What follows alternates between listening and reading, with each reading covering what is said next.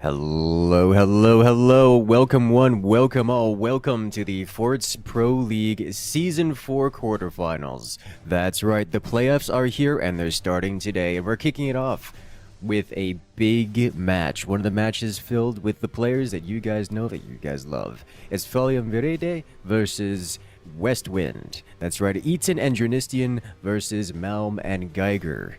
We've got the match made.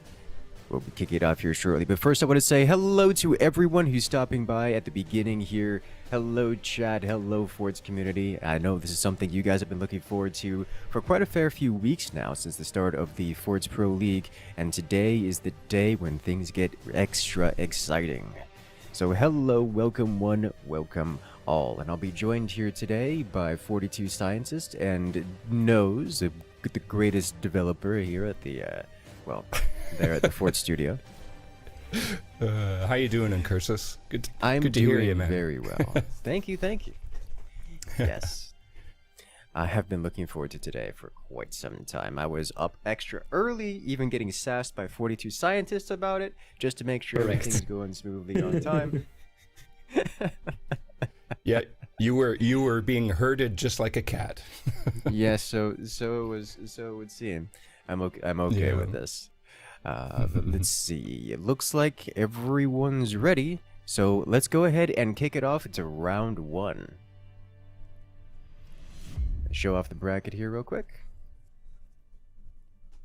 And we look at that. So one thing, we do have 4 matches in the quarterfinals, but we are only doing 3 of them today because one of the teams is unable to. They were unable to schedule for today, which is unfortunate.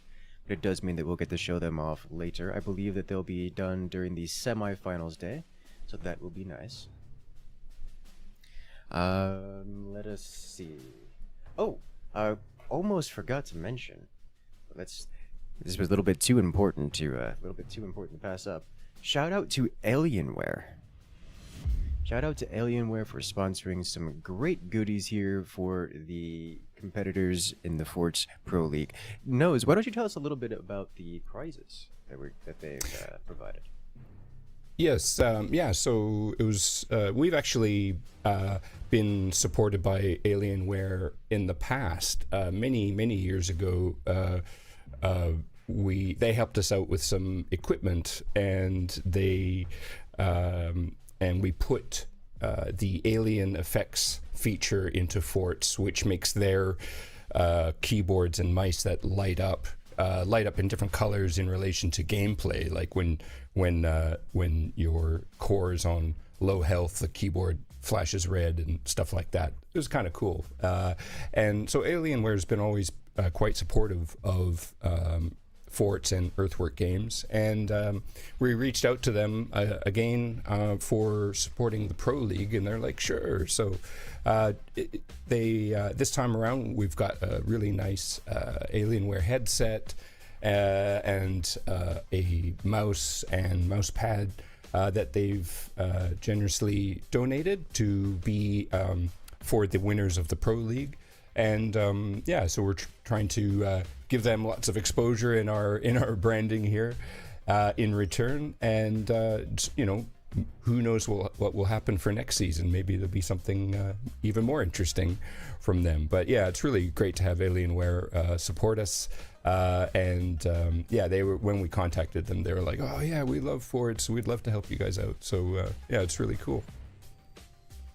Excellent. That is some great little bit of lore, and I love to hear it. All right, so let's go ahead and jump into the picks and bans for this upcoming match. We have, as you guys know, there is a pick and ban system, and here we're going to show it off as it has happened. We have Balls 2v2 has been banned, as well as Caverns. We're going to be missing out on that great howitzer play. Instead, we're going to be getting Stalactites 2v2, Vanilla Large, and the next ban will be Boonies 2v2. Oh no, but the Buzzsaw chop off. Wingman also banned. Snow Leopards banned. Skylines banned, and if it comes down to the tiebreak, it will be on Up and Down 2v2 Classic. Alright then, so it looks like the first map is going to be on a Stalactites 2v2, and the commanders will be... Let's see what kind of bans we get here. Pinch Fist and Overdrive banned. Understandable. Warthog, Scattershot, picked as an option. Seep and Spook. Spook! That's what I haven't seen in a hot minute. Hurricane and Warthog. Alright, sounds good to me. Looks like we are good to go. Believe the player is all ready. Match is made. I'll kick it off when you're ready.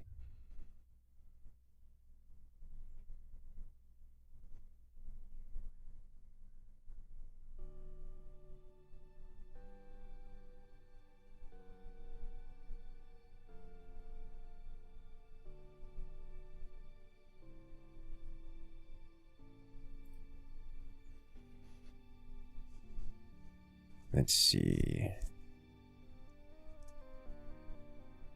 Alright, then it looks like the players are ready, so let's jump into it.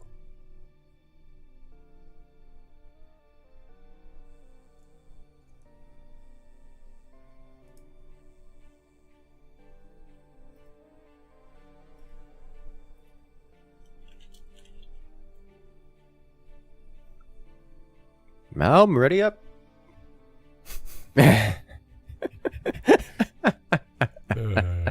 And here we go. Oh, Lord. Let's get started.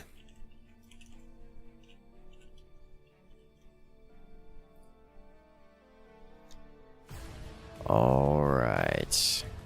And we're off to round 1 in this best of 3. Teams Westwind versus Falium Verde. Here we have on the left-hand side, it is Team Westwind playing as the Warthog commander. Malm and Geiger. Well, this is a team that you guys have, know and love. They've been around in the Forts Pro League for quite a long time. They've been enjoying, well, winning a lot of them. They haven't had total success in the Forts Pro League throughout the seasons. However, they are a consistent competitor and very, very good at it. They're always a threat. And well, they're going to be showcasing that experience, showcasing their experience right now, as they'll be playing against their opponents, Team Folium Viride. Nah. Shut up. Eaton and Dranistian playing as the Warthog commander. So these two commanders tend to play very similarly. The biggest difference between them is that the Hurricane commander actually gets a bit stronger machine gunners for anti-air purposes. The passive bonus to the rate of fire of weapons boosts the anti-air potential of the machine guns, the basic machine guns, to a point where they're capable of dealing real anti-air just lockdown in a way that they otherwise wouldn't. It makes for a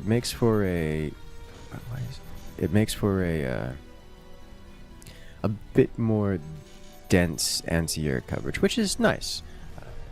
It allows the players to kind of skip the flak tech and still have a reasonable anti-air capability. The other big difference, of course, is that Warthog does Warthog things and that it empowers the heavy weapons. The heavy weapon empowerment is kind of dangerous because it throws off the math, and that's something that is a little difficult to discern until you get hit by a heavy weapon the first time. Do you want to shout out to the token EMP? The token EMP causing problems over here. You build it. You land your shots, almost for free, slows down the tech, does a little eco damage, just knocks out the resource production facilities for a minute, especially if it hits the core, and just general nuisance, and then you sell it off for most of its value, and it's cheap, does some decent damage. It's hard to say no. Generally speaking, once the sniper comes out, you don't want to have it around, because the EMP is very, very easy to snipe, and when it gets sniped, it EMPs yourself, which is really unfortunate. Really very unfortunate. Looks like with the tiny door, Dranistian there on the right with the EMP launcher is happy to keep it around for a bit.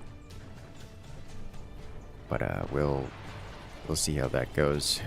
Kind of surprised it hasn't been sniped yet, but it happens.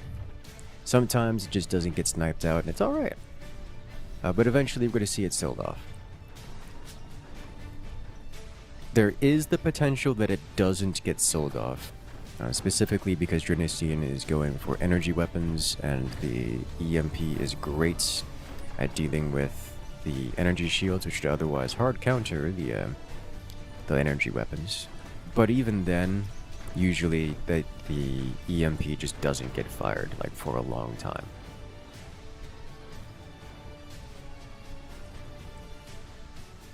Interestingly enough, those 3 or 4 EMP shots that landed on the Malmö howitzer have basically delayed it enough so that Ethan might have the first shot. Yes, and that's exactly the point of it. As we notice here, the Malmö howitzer is actually a little ahead of Eton howitzer. Still, yes. Still. So technically Malm will have the opportunity to fire first, though in practice the players tend to not be on it such that they fire the instant the thing is available to fire. We'll see if that's the case here with Malm. On this map, generally firing first and immediately is the way to go. Looks like Malm is going to do that exactly, and this is why. Really? Firing at the lower fort? I'm guessing they were trying to work together with Geiger to try to get the cannon to follow up after the howitzer punches. Whoa. Eaton fires, but without a follow-up shot, Malm survives that, but that was a terrifying amount of damage. Like, that was an absolutely I think it could have destroyed the terrifying. foundations if it was aimed slightly higher. Solid maybe, especially with the way Malm is doing the rear lean kind of tech with this map, trying to pull it backwards. It adds so much extra stress on the forwardmost strut that I kind of surprised it hadn't snapped already. There's the follow-up. Yep. Look at that Active is thick so laser beam. strong. Yeah. Warthog active empowering all those shots and just cuts through Malm's defenses in their entirety. So this leaves the just what was once Geiger's base to become merged. Now Folium Verede's Westwind's base in its entirety. With co-op on death, whenever a player falls, they merge control with their teammate. So now we have 2 players playing in the left side base here. Will that help them? Usually yes, and by a lot. Though at this stage it's kind of a numbers game. The raw kinetic firepower coming out of Team 2, Team Folium, is just a bit intense. And I doubt that Geiger and Malm have the ability to hold the line here. At least not for a substantial period of time. There's just only so much money you can spend on repairs before you run out of money.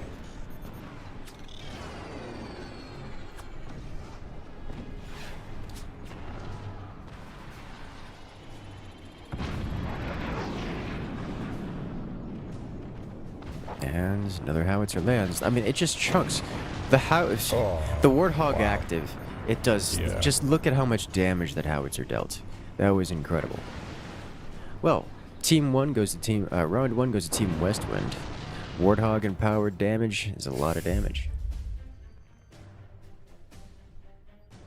I think we got the team. You're correct. We got the names teams backward. That goes to Filium Viride. With the empowered howitzers of the Warthog. That was messing me. I was trying so hard. I was trying so very hard not to mess up the team names there, because they were backwards they were reversed in the HUD. I was like, don't do it. The side will stay the same, so you will want to switch them. Yes. So just for the record, the commanders were not swapped. But the team names were swapped. Which makes it very difficult. This is like I have to look at each side individually. So we'll get that fixed up for this next coming match. But Team 2, Drynastian and Eton, the Folium Viride. did actually complete the victory in that round. As we get set up for round 2.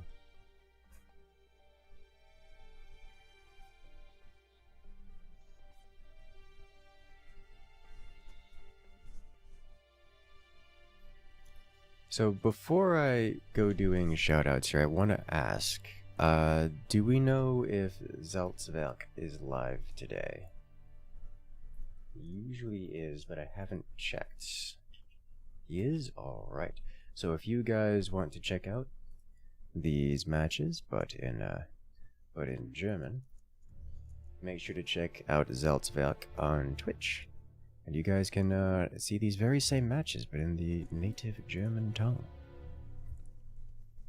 For those who are so inclined.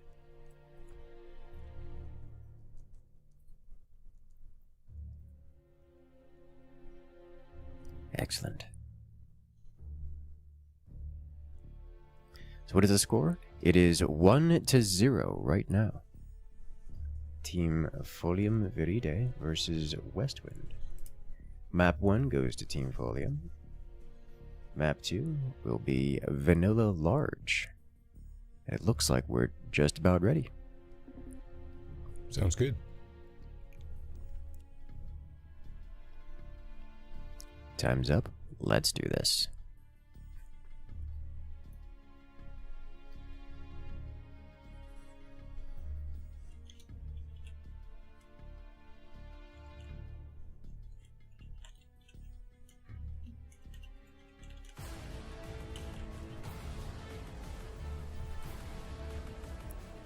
All right. And we're off to round 2. Team Westwind versus Team Folium Veride. Here we have on the left-hand side, Team Westwind.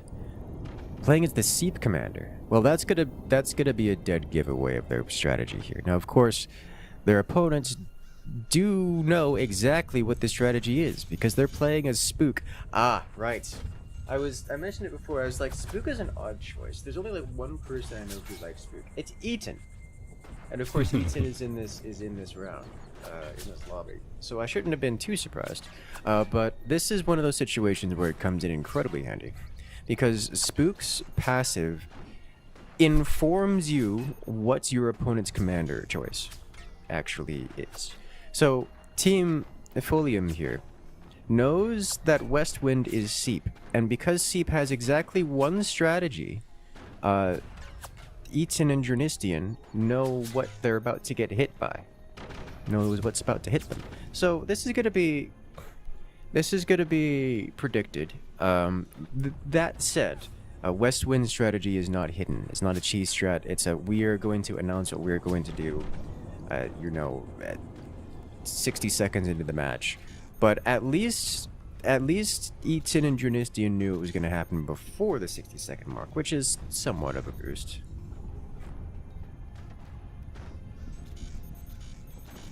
So that's good for them. My only question is, what flavor of this is it going to be? Is it going to be quad nuke, or is it going to be like double nuke laser? It's going to be quad nuke. All right. So when we're looking at quad nuke on the left-hand side versus the, I don't actually know what's going to be happening out of Folium here. The thing about Spook is a Spook is a generalist commander, doesn't fit any one strategy in particular. He's very reactive, unsurprisingly. So Spook could do anything. Like early game aggression, late game powerhouse. Like you pick whichever kind of strat you want to go with. We're seeing a lot of defensive play out of Folium here. Like that's a lot of defensive play. So I'm not sure what their plan is for winning the game, but they're certainly planning on not losing, which is, you know, a good That's start. a good plan. Yeah, I like that plan. It's one of my favorite plans. Both players going with mass sandbags. We're only seeing tier 1 tech out of Team Folium, at least at the moment. See the flak chopping through the swarm missiles. So without tier 2 tech, I don't expect a whole lot of damage output. And the thing about, okay, so now they're getting tier 2 tech. It looks like laser beams at a Dranistian. That is fully exposed, so Team Westwind will know that it is heavy weapons energy flavor coming out of Dranistian. Eaton did not expose his tech, so it will be cannon tech out of Eaton, the lower forts, for Team 2. But Westwind will not know that, although I'm sure they have a suspicion that it's going to be a heavy weapon of some variant.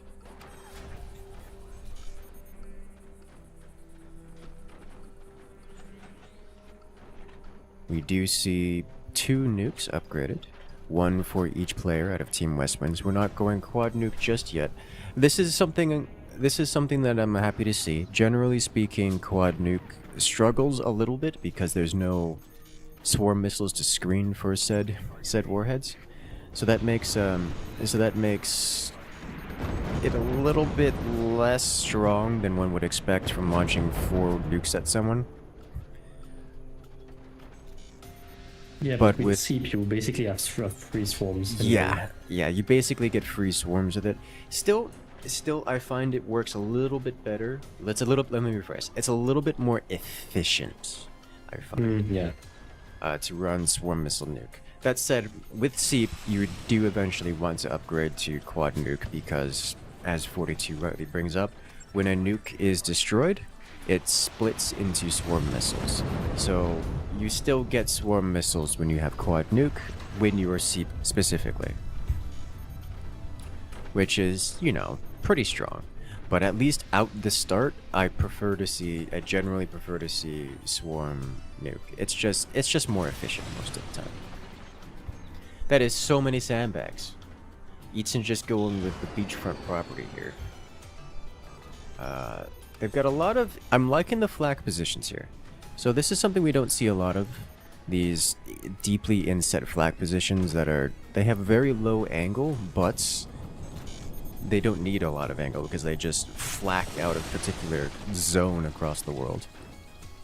The same kind of thing out of Dranistian and, well, everywhere else. My question is, will it be enough? We're seeing a couple machine gunners added in across Dranistian's base. I'm concerned that there's just not enough anti-air for Team 2 here, because things are about to escalate. As Westwind is preparing to launch their nuke swarm for the first time. Those AP snipers are doing good. They are doing really well, taking out a couple flak. And doing so, lowering the anti-air. Oh no! This is having plot armor. Dude, the moment I saw that going through the base, I was like, there's no way. That's gonna hit the core, and that's gonna insta-kill Dranistian. Only for it to fully pass through the base and do nothing? Excuse me? There's no way. I thought for sure Dranistian was dead. Like, there's no way he survives that. And then he took 0 damage. Excuse me? There we go. Well, there's a hit. Dranistian taking... Yeah. Dranistian taking a lot of damage. More importantly, Dranistian losing a bunch, just a whole wall of machine gunners in that. We see Geiger upgrading the nuke, so we're going to get double nuke out of Geiger. They're going up to triple nuke total from Team Westwind. Meanwhile, we have some pretty heavy weapons going for Podium Validae, with the howitzer and the plasma ready right now. Yes. I'm fully expecting this plasma. I was about to say, I was fully expecting the plasma to be used defensively, but the howitzer might just end it. Yeah. Ooh, stability tech saving Malmir. Look how beautiful the stability tech is there. Yeah. Not even wobble. wobbling. Not even just a little bit of wobble out of Malm. That is so perfectly well done. But Malm's base is not properly defended against heavy weapons. Another howitzer hit just in the wrong spot will end Malm directly. Kind of surprised to see Malm is not. Yeah, there we go. Malm is now starting to work on that. We're about to see the howitzer going to Geiger Oh. this time. Maybe he didn't have the angle to go higher. I think he was he does, looking. but I think he does. I think he wanted to hit Geiger this time. Because Malm face tanked it without significant damage. Just try the other one because they were both clearly going for rather minimal defenses. Kind of surprised to see the plasma. I was about to say, I was surprised to see the plasma not being used as point defense here as an Ancier, but he just did. Jurnistian just knocked the missiles out of the sky with it. That's what I was expecting it to be. Very, very effective. Laser point defense systems. Oh. Oh, oh, that's nasty hits. Yep, and the plasma will have an angle on that. But it's I don't not think opening he the... reloaded. I don't know. Alright, Yeah, yeah, that's a fair that's good target. damage. Alright, so here's the thing about missiles. They're these kind of mid-game weapons that work really well when played aggressively. You can't play aggressively with them if you don't have energy production. So, taking out your opponent's energy production just kind of cripples the missiles to a point where they're not... Missiles are never harmless, but they're not a serious threat if you don't have a lot of energy production. Oh, that was a good shot. That was a beautiful shot. That's the shot they were making it look the first time around. Folium Viride comboing the howitzer, its massive amounts of splash damage with the plasma beam and doing incredible work with it. Secondary explosions hitting Westwind's base here. The collapsing fort collapsing into Westwind's final remaining core and detonating its internals. Bringing Westwind down to 11% on its final core. And yeah, look at that full penetration there. Westwind losing mines. There's not much left. This is looking like it's going to be a particularly clean victory for Team Folium here. A clean sweep. We might get a 2-0 with very little going back for it. Again, you can never really count out missile players because we've seen it before. It goes drunk. A missile goes drunk. It just wipes out a player by doing something unpredictably wild. I don't see them surviving long enough to launch again. Is what I'm seeing here. They're at 2k energy. 3k, barely rising. And every time they have to repair, that costs them more. It's, oh, the fire beams. Yeah. There it is. Overpenning the core. Team Folium Viride wins it. Basically hard countering Westwind's strategy in that last match there. Right out the gate before it even starts. That's the benefit of Spook. Getting just a little bit extra game knowledge is enough sometimes to end it. Yeah, that was pretty clinical.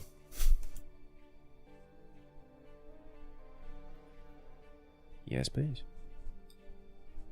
So let's go ahead and check out some slow motion if possible.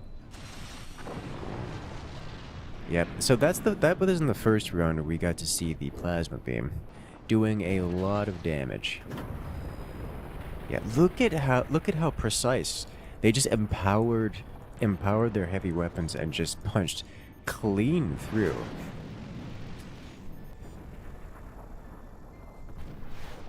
Look at this. This is where we're gonna, yeah, both batteries go. Just everything collapses. And then the fire beam falls onto the fort below, causing detonations. And here, the cannon shell. Just passing clean through. Yep, there it is. It did. I'm truly surprised Westwind put a battery, replaced the battery next to the core there. batteries always go next to the core. It is a requirement. But man, how different would that game have been if Westwind's nuke just dropped onto Folium's core there, into Drinistian's core? That would have been wild. But there we have it. Team Folium Veride moving on to the semifinals. I should say, not terribly surprising to most people. Well, Folium Veride is kind of the stacked team. He expects them to win everything almost flawlessly. Westwind, I mean, they gave him a good run for their money. Almost eliminating one of their cores with what was just RNG deciding that Folium had plot armor. But, man, was that interesting. Dude, I can count on one hand the amount of times I've seen nukes fly through a 2x2, like a 2x2 box. It just doesn't happen. Yep, they're always like a lucky dip kind of weapon. It was ridiculous. You know the best part about right it? through. Look at I that. didn't notice that before. It was drunk. Yeah. Holy smokes, the nuke was drunk. That was the straightest I've ever seen a drunk nuke fly. That doesn't happen. Alright guys, sounds we're gonna good. go ahead and set up the next match here. We'll be back after a short minute break, and I'll see you guys on the other side.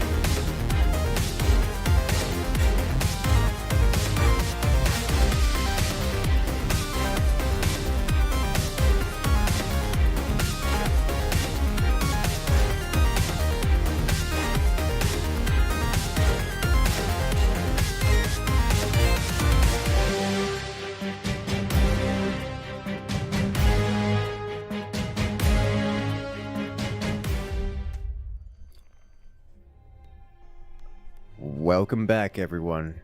I want to say thank you guys for stopping by because we're about to get started here on round 2, or should I say match 2 in the quarterfinals. So welcome one, welcome all to the quarterfinals of the season 4 of the Forts Pro League.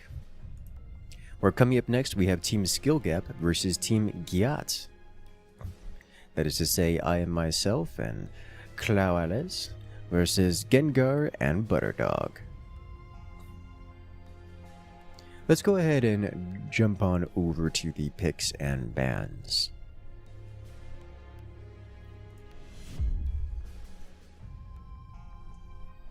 Kicking things off, we have Skyline's band, followed by Wingman. And the first pick for round 1 will be Balls. Oh lord, are we gonna see Balls swing again? I think Gyat so we see here that it's Gyat picking Balls. Now if it was anyone else picking Balls, I would just say, oh, they want to play Balls because Balls. No, I think they're doing it because Balls swing. I think is what's going on here. But round 2 we played on up and down. And after a couple more bans, if there is to be a tiebreak, it will be on Caverns. Now I do have a question. This is a question that 42 might have the answers to. SSS Skylines. This is a map that has been banned a lot. It is one of the maps that was added into the ranked pool from the community map contest, one of the victors of that particular contest, and it is quite a good map, and yet we see it banned a lot. And I'm curious if you have the stats for that as we move on through the commander bans. I do have the stats, and I might have an explanation as well. I would love to hear it. First, the stats. It has been banned 75% of the time. Yes. And picked 15%. Also left over 10%, but the explanation I think I have is because with the co-op on death mechanic, you can basically just suicide one fort and reconnect extremely easily on Skylines. And I think some people are not too keen on that, so they don't want to play on this. That makes sense to me. Unless you're Eaton, having the additional person in the fort just sounds like a mistake. Alright, so it looks like we actually have some fairly similar commanders selected for the teams here. Seep, Hurricane, Overdrive, Pinchfist, Architect, and Warthog. The odd one out here is probably just Architect. Architect and the Generalist Commander is just kind of mediocre. They're fine. Otherwise, Overdrive tends to be the stronger Generalist Commander, with Pinchfist being Pinchfist, and then we see the more heavier weapons. So the big difference here is that Team Gyat has 2 heavy weapon specialists, whereas I'm going to say that Seep is more of a cheese specialist. Cheese is not the right word, it's just a mid-game smash with missiles. Remember that Seep is banned and not picked. You are correct. I was reading that as picked. You are very correct. Thank you for correcting me. Seep is banned, as is Hurricane banned. So we do see Overdrive, Pinchfist for both teams, and the difference is that, well, one's got the Warthog for heavy weapons, and one's got Architect for generalism. It looks like we are good to go. Gyat needs more A's in their name. They have the perfect amount of A's, okay? Right. The thing is, more A's couldn't fit in the game, so we couldn't have that. I can only imagine they're just like begging to have more A's in their name. They have asked me, yes. This does not surprise me at all. And when saying that, like, properly, how long are you supposed to hang on the Gyat? That is a really good question. Probably like 5 seconds. 12 seconds. Yeah. 1 second per A. Yeah. Good lord. Alright, the players are ready. The match is made. Let's jump into the action, shall we?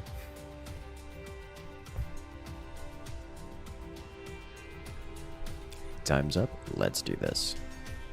So I am fully calling a core swing here coming up here. As we kick off, it's going to be Team Skill Gap on the left-hand side versus Team Gyat on the right. The only thing that would say that this is not a core swing is that they've not picked Shakana. Not that Shakana is a requirement. Shakana is absolutely not a requirement. It's just a convenience, and a particularly strong convenience on a map like Balls, where you get well, easy disconnections for all these external expansions. But the core swing can 100% just happen. Gengar's base specifically is looking core swingable. Butterdog expanding down, not going for core swing in the lower fort. What do we see in here? There's the tech in the tech place.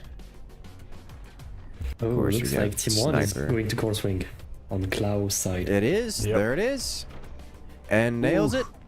Grab it, grab Clean. it. And there it is. Perfect. Ooh. Out of Team Skill Gap. Not even Team Gyat doing it. Look at that. A perfect core swing. You'll love to see it. Oh, oh. If we Gengar as have well, it over maybe? here. Maybe. No, he's adding extra. Maybe. I don't think so. I don't think so. Because he's delaying a bit much, I think. Unless he's gonna do it during heavy weapon tech timing? No, he's not. No, Okay. okay. I'm to say, like, it's He's, possible to delay it and do it during the heavy weapon tech timing, but looks like it's not happening. So we only see one core swing out of Team Skill Gap, Cloud specifically going for it. Is he hanging a bit low? I think so. I think he's hanging a little bit low, but we don't judge about such things. Everyone's got a little bit different. Everyone hangs a little bit differently. You just gotta keep an eye on it, make sure it's still healthy, right? Good lord. Yeah. A bit of delay out of Cloud's tech. Typically, when you do a core swing, you want to place the tech before swinging, because when you swing, you lose all of your stored resources, so you have to rebuild it all. So first, you generally want to place the tech to spend the resources, and then while it's constructing, you do the swing. Of course, the construction pauses during the core swing, but it at least allows you to have spent your resources rather than just losing them. The other side, it looks like we're seeing a bunch of swarm missiles out of Team Gyat, and then heavy weapons laser variants. So it's going to be lasers and missiles out of Team Gyat. Out of Team Skill Gap, we're not actually sure. They're still on Tier 1 tech. A good chance of missiles out of... Oh, jeez. Wow. Okay. Not so soon. I did not expect that. So, typically swarm missiles don't do enough damage to break wood, unless you've got a lot of them. Gyat didn't really have a lot of them, but enough to break like a strut of wood, which was all they needed to do, because Team Skill Gap only had a single strut of wood in front of their core, at least from the angle at which the swarm missiles attacked. So that's... I don't think anyone expected. I don't even think Team Gyat expected that to happen. And that's just a whole core eliminated. Now, of course, this is co-op on death. Yeah, cool. So we could see the it is co-op on death, so we can see both players from Team Skill Gap now just taking over the entire rest of what was once two players. But that's going to delay them extensively, not just because of loss of tech, but having to spend money and all that reconstruction and time and effort. That's a lot of damage. This is not a position that Team Skill Gap wants to be in. Of course, now lacking that second point of control from the core, Team Skill Gap now has to leave each and every one of those constantly connected with the bridge. And if something happens, like say a buzzsaw from Butterdog, then suddenly Team Skill Gap loses control of every piece of expansion they have. Which is just, you know, not a great experience. Especially given that Butterdog and generally Gyatso already has buzzsaws on the board.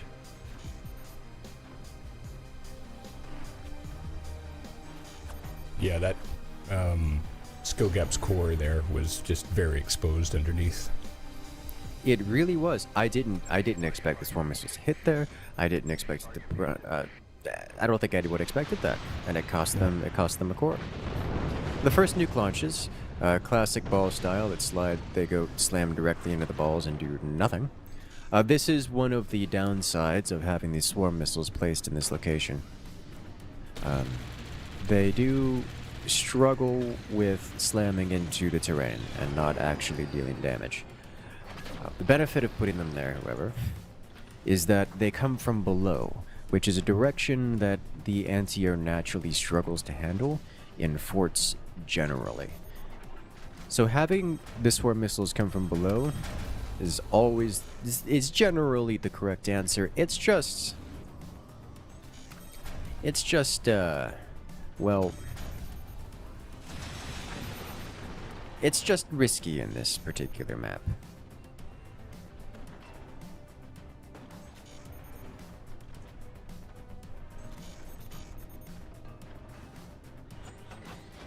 What was it? There's not a lot of targets here to hit. Like, now that I'm looking at it, if I'm Team Gyatso with double nukes, what do I do with them? And I think the answer is nothing, because there's nowhere to shoot. Yeah. I think they actually agree, because we're seeing the nukes getting portaled out from below to launch upwards. That's going to give them a better target to hit. Generally not below is the place to be. There we go. That's some damage. Of course, we, the spectators, know that there's nothing there to hit except, well, the background bracing. But as Team Gyatso, you don't know that, so they're just going to keep slamming it until they figure that out. But it still makes it a good target.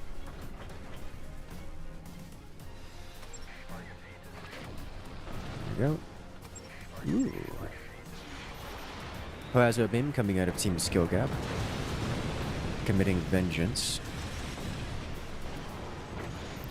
Oh! Now that was a good buzzsaw. Oh, wow. Oh, And that was a good plasma. Lord. That was a triple whammy of pain. So the nukes were fired and ignited, which makes them deal extra damage. It's a beautiful combo to start with. Now, Skill Gap had plenty of defenses to hold the line against double flaming nukes. Except that the buzzsaw came through and chopped off those defenses, leaving the heavy weapons exposed to get immediately slammed by the double incendiary nuke. The double incendiary nuke, in turn, did enough damage to wipe out every little piece of defense, and leaving Skill Gap's primary mines system exposed to Gengar's Plasma Beam, which immediately came through and cleansed them off the balls, just shaved them completely off the top. That was a lot. Very, very intense. A lot of damage. That's going to put Skill Gap on the back. They were already on the back foot, to be clear, but that's going to put them at incredible deficit.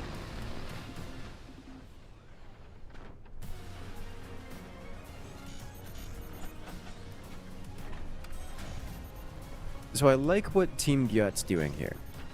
Instead of going straight for the kill for Team Skill Gap against Team Skill Gap, they're just whittling away at the expansions. You know, just take the mines out off the balls, clear everything away, and then remove their platforms one by one.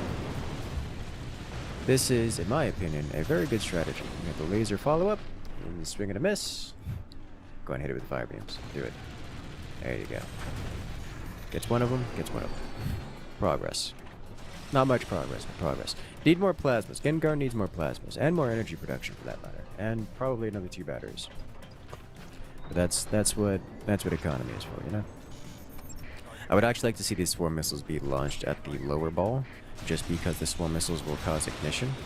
It's not like skill gap has got a lot of anti-air here, but the swarm missiles can cause ignition, and when the lower ball is involved, that can actually burn the whole thing to the ground without skill gap being able to do anything about it, because they're not connected, so they physically can't interact with it. The Gyat is just kind of bullying skill gap into the corner. They're putting him in death spiral here.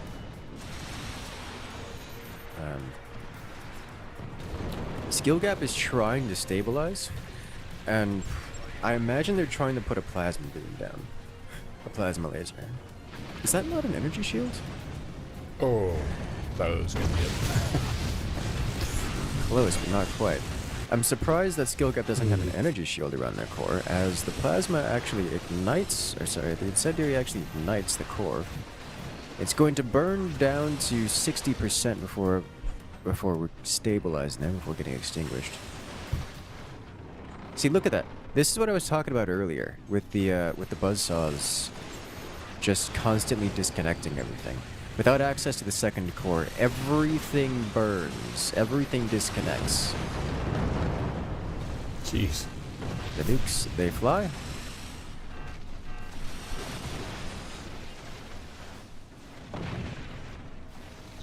Skill gap's core burning down to 23%. Not quite enough. They're going for the swarm missiles now.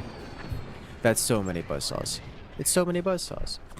But yes, this is what I like. Seeing the external balls for skill gap burning. Yeah, doing a great job here.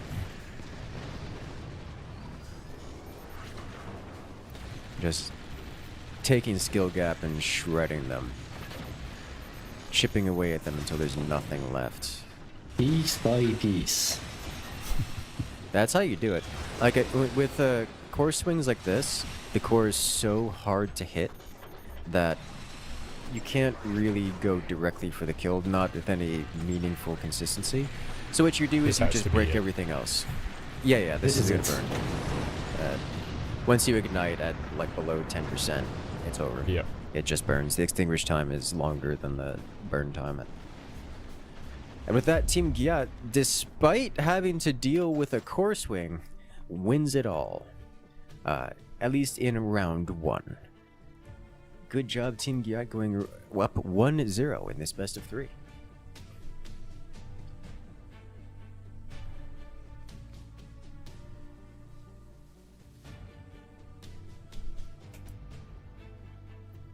All right.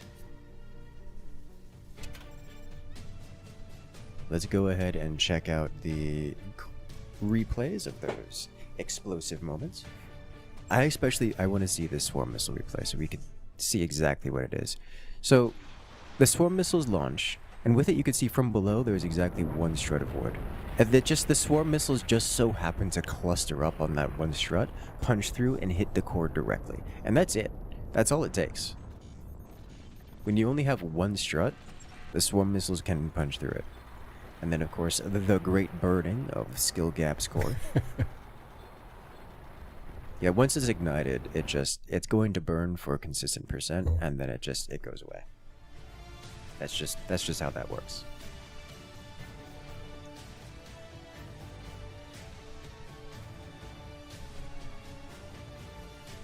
So, balls go to Team Gyat.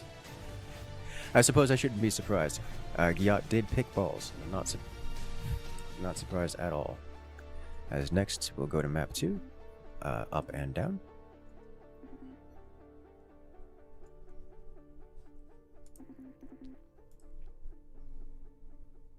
And then we'll get to see what commanders they've chosen this time.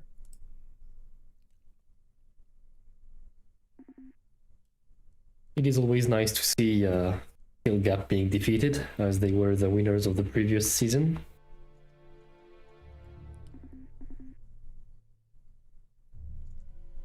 Can they turn it around? We will see. But I'm sure they will not lose easily. I mean, they're very good players. They kind of invented the skill gap, as it were. That is so true. God, that was. I like how that has just become a term for a thing, for an Yes. actual thing here in Forts. I am sorry to have helped create that term. Just. It still exists. We saw a skill gap already Yeah. in Eaton's match, and it's like. It's so perfect.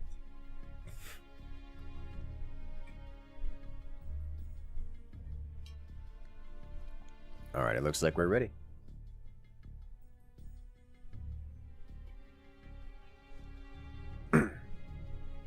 Time's up. Let's do this. Off to round 2 here in this best of 3. Team Skill Gap versus Team Gyat.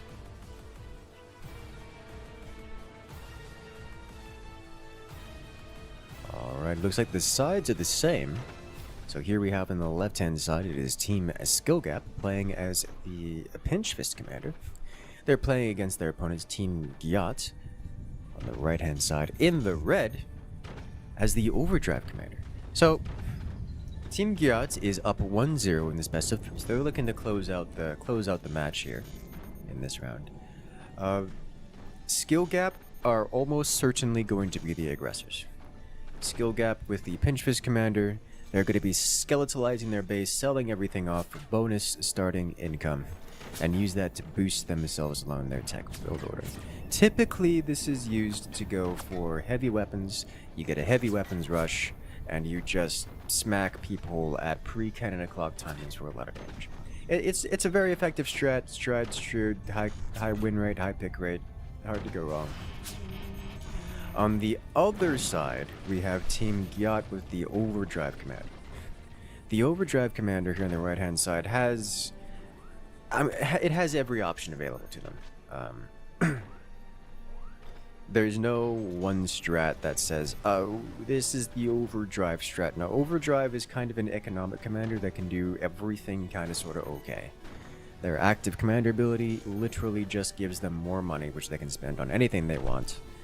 Their passive abilities give them faster upgrade speed and the ability to skip tier 1 tech, or more accurately, use the upgrade center as tier 1 tech, which Team Gyat is not doing. They're both investing into tier 1 tech, which is not the upgrade center.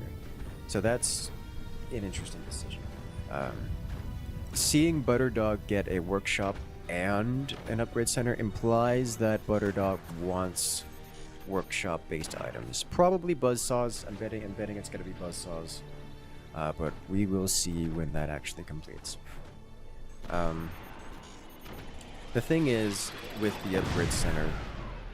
the upgrade center can be used both offensively in terms of early game weapons that get upgraded to deal real damage, as well as defensively with just more economy and spiral into the late game or scale into the late game.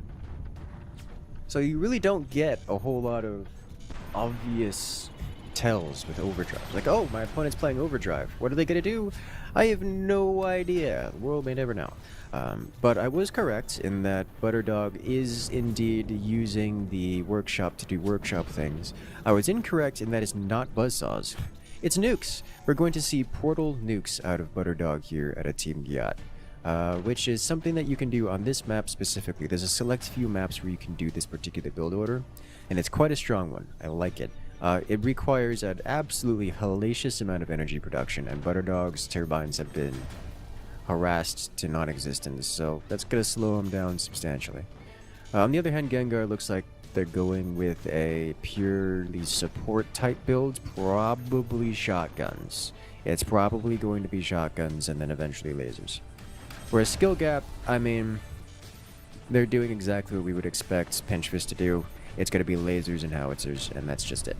They're going to be slamming Team Gyat at the 5-minute mark with heavy weapons, and that's all there is to say.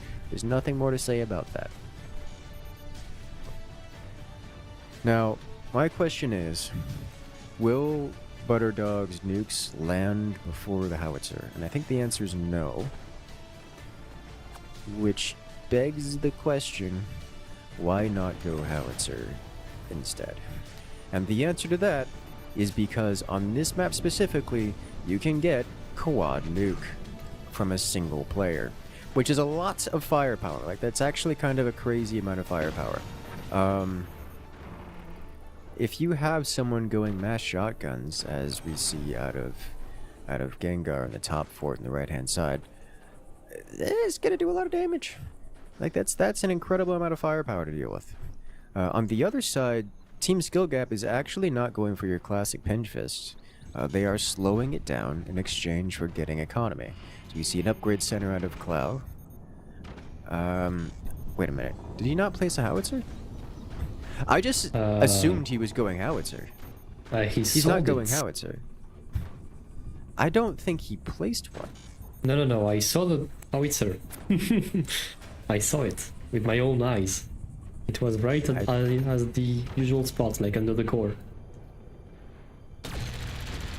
It was there, I swear. Yeah, he built the. I could see he built the howitzer platform, but it's empty. I don't know I don't know what they're doing over there. Metal storage for some reason. I don't know. Maybe he saw the shotgun and thought, maybe not. You know, actually, that would make sense. He saw that Gengar was going multiple shotguns preemptively and said, maybe howitzer isn't the way to go. And so he's tech swapped into just cannons. That I can see. That makes sense. That makes a lot more sense to me.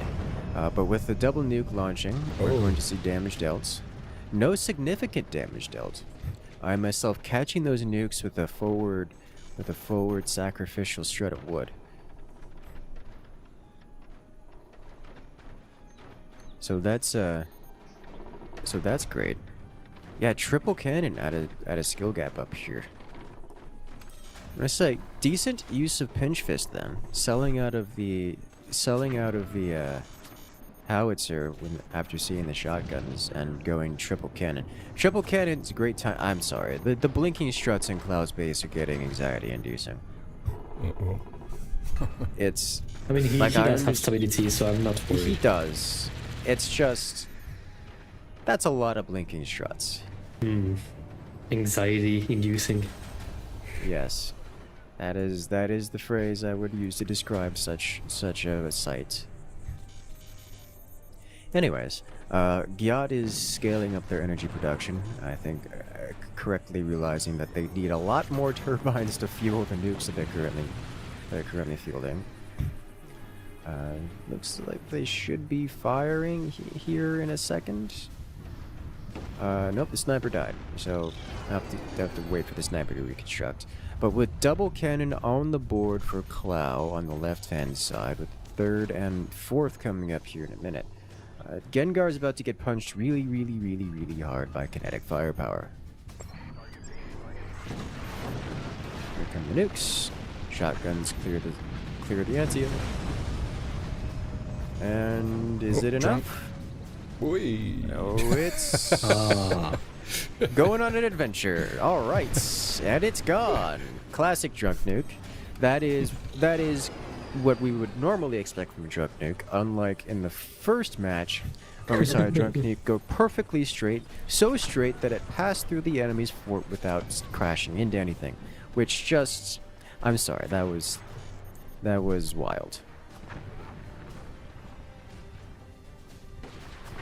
Alright, so now we see 3 cannons properly constructed for Clow. Clow a little low on the energy production, but has banked up enough to fire 2 cannons? Yeah, to fire 2 out of 3 cannons. The nukes will once again fly. Ooh. Energy-based anti-air nearly eliminates Butterdog in the process. If that was just like 2 unit grid spaces over, that would have been a dead Butterdog core. Very scary sight to see. I think Butterdog could be defending himself against such things. The triple cannon nearly breaking through Gengar's defenses. It's a lot of defenses, but just barely enough to hold the line.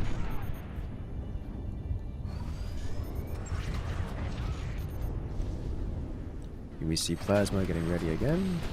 We do. Oh. Ooh. Almost once again, but not quite. Butterdog, I think, specifically only firing one nuke so that the both of them can't get launched into his core, which is quite the wise play there.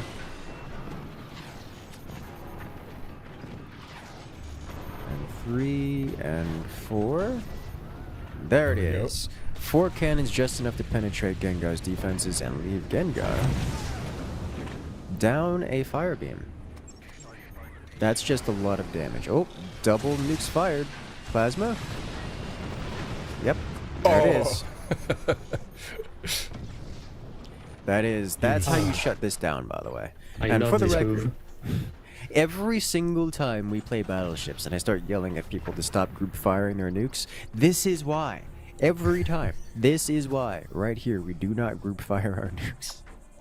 Because someone's gonna pre-fire the nukes, make them drunk, and send them back from whence they came. That's just how that works. You chain fire them, so they can't get rid of all of your missiles with a single fire or weapon. That's just so many cannons out of Cloud, makes me happy. Just getting punchy.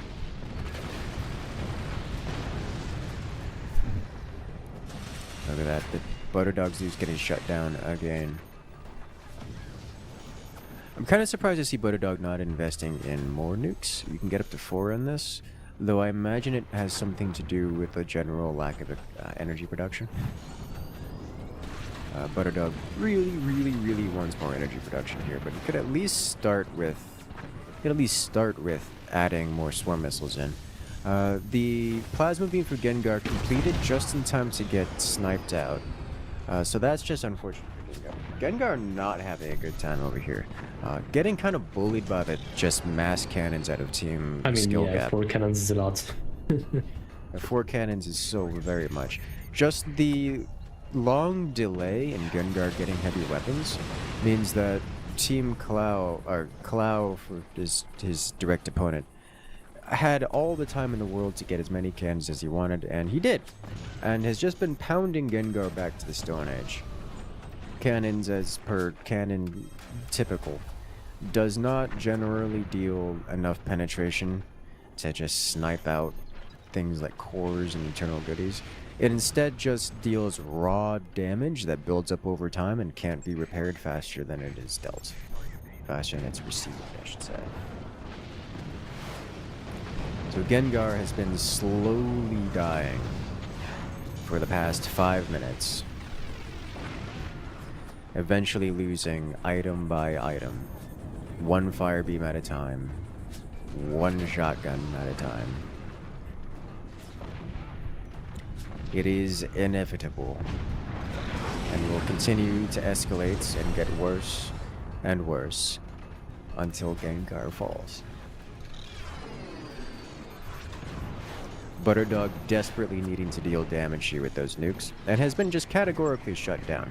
You see, here's the thing.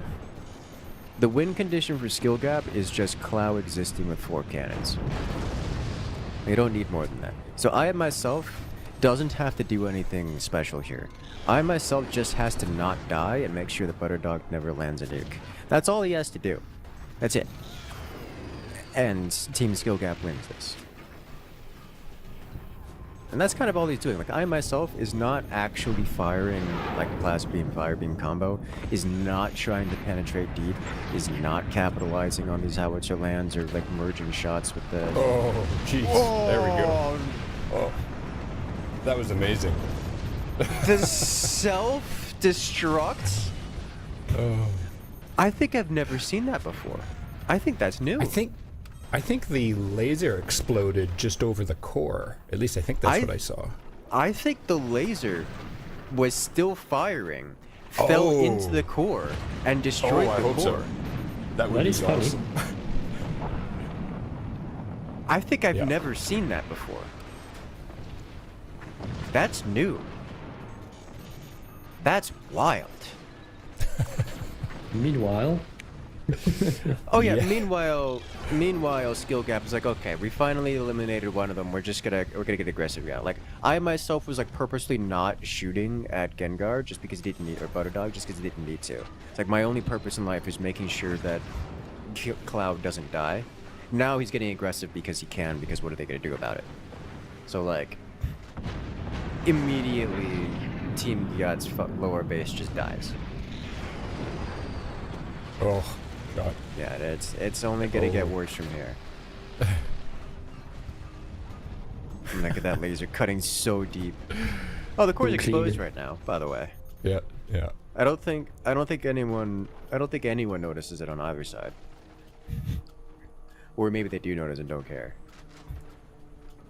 Kind of surprising to see him selling off the nukes, because the only weapons they had, we could at least try to fire them. But well, I guess the portal's already gone. It's gonna cost too much to get it back up and running.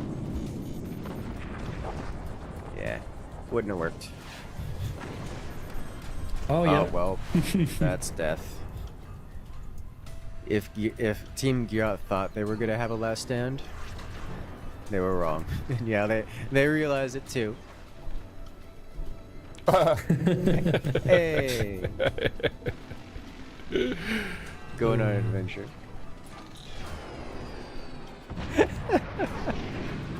Just hoik yourself up. You know, they can actually do that. They can leverage themselves up top. They just gotta build themselves like a seesaw type thing. Oh no, there goes the plasma. Cutting the strings. Alright, I need to see the replay on that first one. Like slow-mo, nice and zoomed in and close. Because I need to be able to see whether it was the plasma self-destructing due to like gravitational forces, or if it was actually the plasma still firing when it fell through the core. So let's check this out here.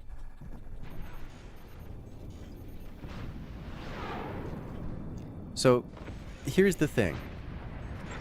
Weapons when they disconnect will stop firing. So it has to be still connected. Shooting and it looks like it's shooting. Yeah. Oh yeah, no, it straight up just killed the core. It was still firing because it was still insane. connected, like it was hinging down, and it just straight up shot its own core. Oh, that is beautiful. That's fantastic. That is wild. I have never seen that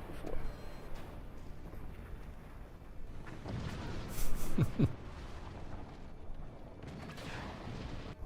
The core going for a walk. Oh, that's funny. That is absolutely nuts.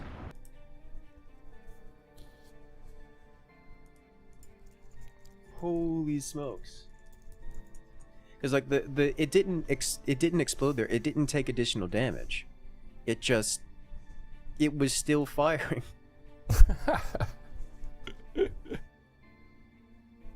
On the list of things I expected to see, that was not it. Yeah, not even a little bit. Good. Well, congratulations to Team Skill Gap, defeating Gyat in a way that I've never seen before. That's new. Oh, I think I've seen a self zap like that a while, but it was a long time ago on some random game. But this is the beauty of forts and the physics. You get that random physics stuff going on sometimes. Yes. What is it? Good lord. It's just the craziest things happen. This is why I like the Forts Pro League, because you get players that are actually good at the game and can do things like this. It's great. It's wild. It makes for the best of moments. But that's going to even it up. Team Skill Gap and Gyat are 1-1 in this best of 3. So we're going to go to the decider match. I believe, is that vanilla? Vanilla large? It is caverns. Caverns. Okay.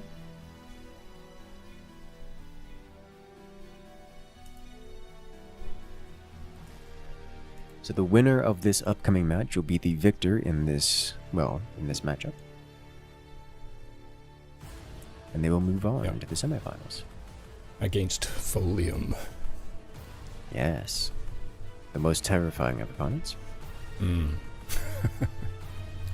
Oh my. And it's a mirror match. So we're going to get to see some... I don't know what we're going to... I don't know. I've already had this discussion. I don't know what we're going to be seeing here. Because it's a mirror match. Which means... Overdrive versus Overdrive, it can go any direction. We may see some early game, we may see some late game, we may see some super late game. I haven't the foggiest idea.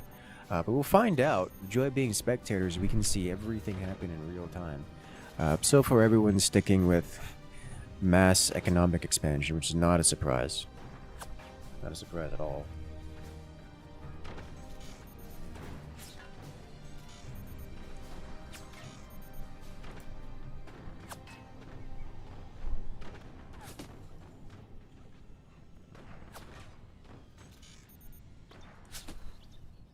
Got a little bit of leaning out of a couple of forts here. I think Gengar's got the biggest lean.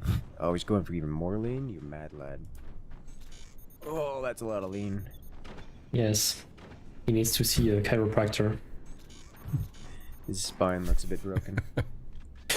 Both Clow and Gengar going pretty heavy into the lean, but Gengar doing Few a full-on misplaced limbo vertebrae. here. Yeah. A few misplaced vertebrae. I gotta remember that one. You know, it makes that analogy fits so perfectly well because he literally sold off the spine of his fort so it would bend more. And he's doing even more? Good dude. Just adding more weight in there to pull it back. He's gonna have some serious back problems after this. Until the turbines are straight, he needs to lean more. Yeah. It's funny because it's true. Either way, we're not seeing a whole lot of tells in terms of... Well, so I am myself, the top left base, it's going for laser weaponry. Skipped tier 1 tech with the upgrade center and is just going upgraded eco into lasers. Butterdog got both tier 1 tech and the upgrade center, so we're gonna see the same strategy as he went for last time with the portal nukes. This is one of the other maps, one of the few that can handle this strategy. Gengar skipping tier 1 tech in its entirety to get nothing, apparently. I'm guessing he's going to get... Okay, so it is going to be lasers. It is going to be lasers out of Gengar in the bottom right. And the bottom left, it is going to be, well, skipping tier 1 to go cannons. So this one's going to be kind of a 5-minute no rush. No one attacks anything until probably Butterdog strikes first with the nukes. I imagine is going to be the first to launch. But beyond that, I'm not really expecting any major activity here. So we're going to spend the next 2-ish minutes just looking at each other. I am myself, guess, disrespectful by adding an AP sniper, which will do nothing because there are no targets at which to shoot.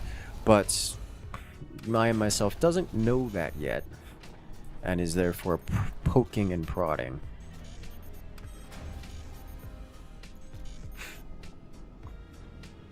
So, yeah, we've got another minute here or so before things escalate. We're seeing a lot of energy production. Butterdog investing more into energy production this time than last time, which is not a surprise. Clow investing lots into turbines. That is 5 turbines, 2 of them are upgraded. It's like some battleships level production, almost. That's not true. Battleships gets like 30 turbines. But going blocks of 5 is the start.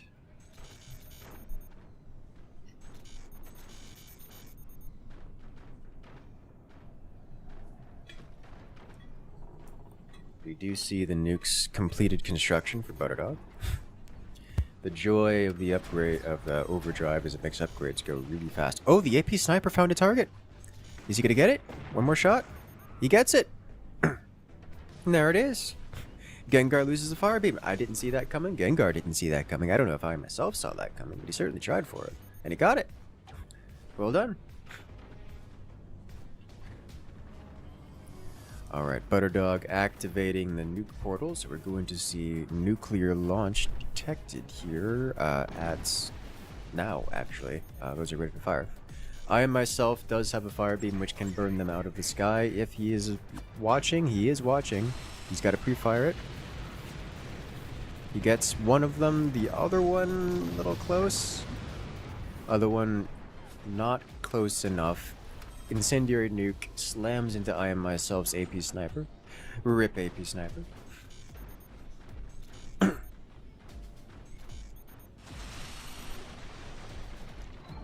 Oof.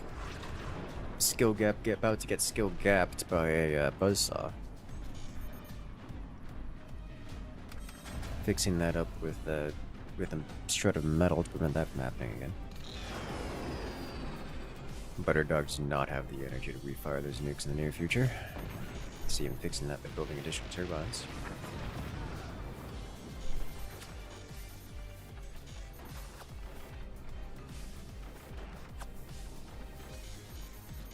I actually wouldn't be surprised to see Butterdog temporarily shut down those portals just to get a little extra energy production. Nukes are ready to fire. We're going to see... Yep, there it is. Group-fired nuke means group-fired destruction of the nuke. At least they aren't getting drunk by a plasma beam and going right back into Butterdog's core. Which is, I'm sure, exactly what I myself wants to do, and would only like to do so... would love to do so. Just doesn't quite have the metal to place it yet. And there it is. Alright, so we see Plasma start construction at about the 7-minute mark, which is quite late for a Plasma. I myself kind of going wild with the non-essential expenditures. Is he using a battery? Man's using a battery to protect his sniper. You mad lad, that's just disrespect. But classic. Classic Forts gamer. You know, it works. I mean, what are you gonna do about it? It takes forever to snipe the battery to death.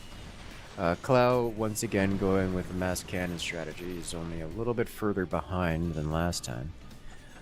This time, Gengar going with a little bit more offensive firepower and defensive firepower. Lots of machine guns. Howitzer lands. Yeah, clearly not enough. The nukes ignite once again, meaning they don't make it across the board. Ooh. That's a lot of fire beam. That is a lot of fire beam. So I myself loses his fire beam, meaning the next time those nukes fire, there won't be a fire beam to get rid of them. Which is, you know, a good start for Butterdog. And the plasma won't be ready either. Yeah, the plasma won't be ready either. We have the nukes that are flying. Oh, but they're going to Cloud this time. One nuke, That's scary. miss, seconds. Hits, but only on the sacrificial blade of armor. That was very close, but didn't quite make the damage it needed to make. And Clow makes it through largely unscathed. I'm surprised those howitzers are making it through. But make it through they are. And Gengar takes a lot of damage. That's unsustainable amounts of damage. Oh, I don't think Butterdog's ready for this. Oh. You missed the first one. Oh, it's collapsing. The Oh, crunch. but it doesn't take the howitzer with it. Oh my god. The howitzers.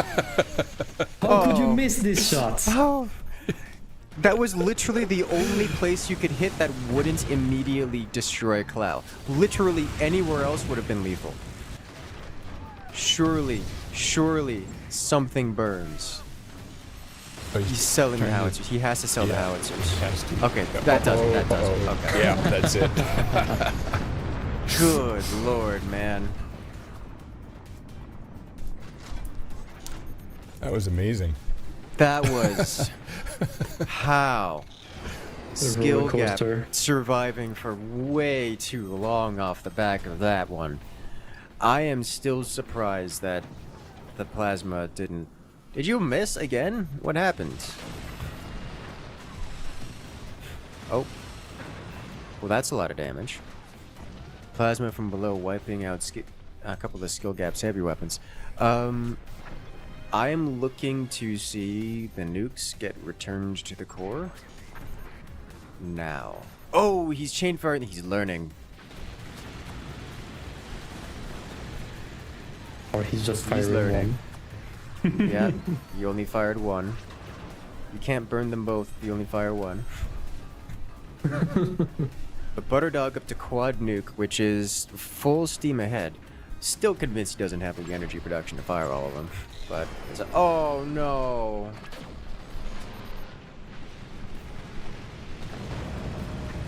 He's evolving, Well- but backwards. Well, the machine gunner manages to take out both nukes. So that's, you know, good. Loses the fire beam in that due to just getting pummeled directly in front of his doors.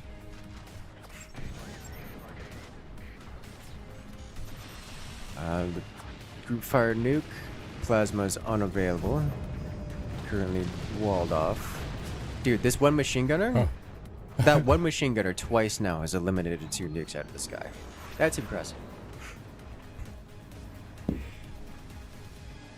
That is very impressive.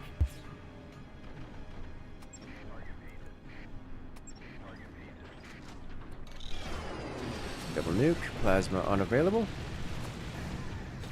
The one machine gunner is no longer alive, and thus the nukes will land, dealing a lot of damage and slicing everything off his fort. And just like that, Team Skill Gap gets shredded, Yep. wiped off the map, and these warheads are coming for the cleanup. Don't quite make it. Exposed core once again. Sniper follow-up. Gets a hit.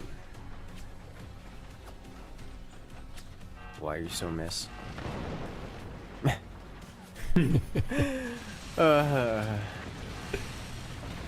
There it goes. There it is. Team Gyat wins it. In a wild fight, Team Gyat goes 2-1 over their opponent's Team Skill Gap, knocking Wow. Skill Gap out and proceeding to the semi-finals. Shout out to Team Gyat. Moving forward to face Team Folium Viridum next Gonna be week. Interesting.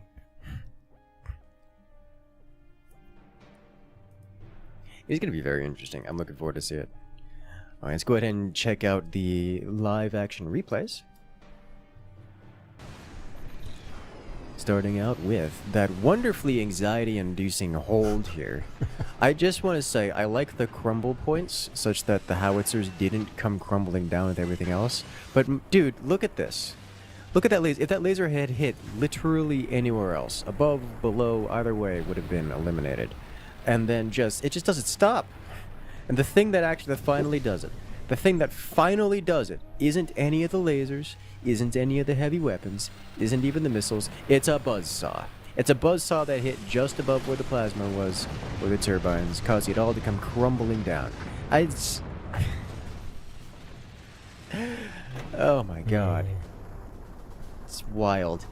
It's wild. It's all madness. Always has been. Well done, Gyat. That was good. Very, very well done, Gyat. Alright. So next up we're going to see for next week we're going to see Team Gyat facing off against Filium Verde. And next up it's going to be what I believe it's Gunners United versus a Fortress Fusion. That would be correct, yes. Yes. I think this one's actually to be another decent match. Because some matches are particularly one-sided. Like we saw Filium Verde versus Westwind. We kind of knew how that one was going to go. It was just a question of... It was just... The joy is watching Team Filium Verde actually execute.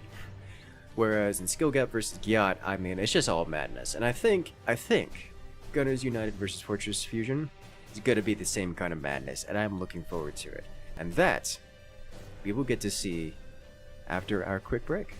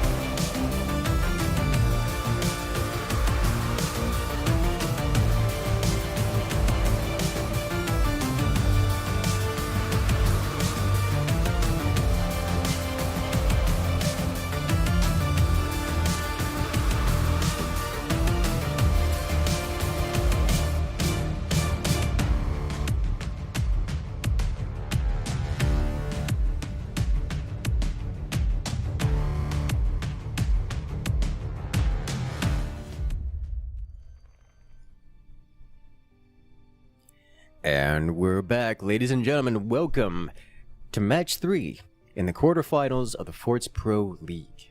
I'm going to say shout out once again to Alienware for sponsoring some extra prizes for our competitors here as we work our way up the brackets and figuring out and deciding who wins those extra prizes. Alright, ladies and gentlemen, so next up we've got a beautiful match set up here, and looks like the match is made. So let's go ahead and jump on over to the the bands, please. We'll be starting off on SSS Skylines, which is, well, we just last time we just mentioned that Skylines is so very rarely picked, and the suspicion was that it was because of the easy core swing tactics that it just kind of makes the game a bit more wild. But round 2 will be played on Wingman, and should it come down to it, round 3, the decider, we played on Stalactites. That's going to be an interesting matchup. Let's go ahead and see what commanders we have available. Now, I'm willing to bet we're going to see some cheesy commander optics here. Eagle Eye and Overdrive have been banned. Not terribly surprising. Picked Pinch Fist Hurricane, kind of standard so far. Hurricane Pinch Fist. Oh. Probably going to see some mirror matches here, but Scattershot. Scattershot and Seep. So we know Seep. Seep not so cheesy, but just strong mid-game commander. Scattershot is inexperienced, to put it nicely. So we'll get to see if the teams actually end up getting to that point, whether they choose them. But it looks like the match is made and ready to go, so let's jump right into the action. Gunners United versus Fortress Fusion. Round 1. In this best of 3.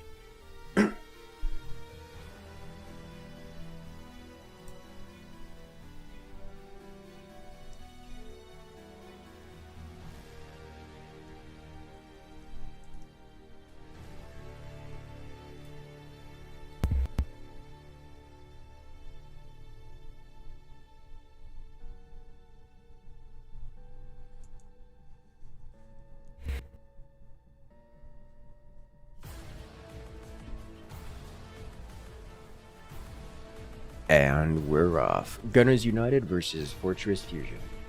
Looks like we're starting off with the Scattershot match. On the left-hand side, Gunners United, that's Kriegsul and der Benzin Preisvergleicher, playing as Gunners, well, playing as the Scattershot commander. I suppose with the what is it called?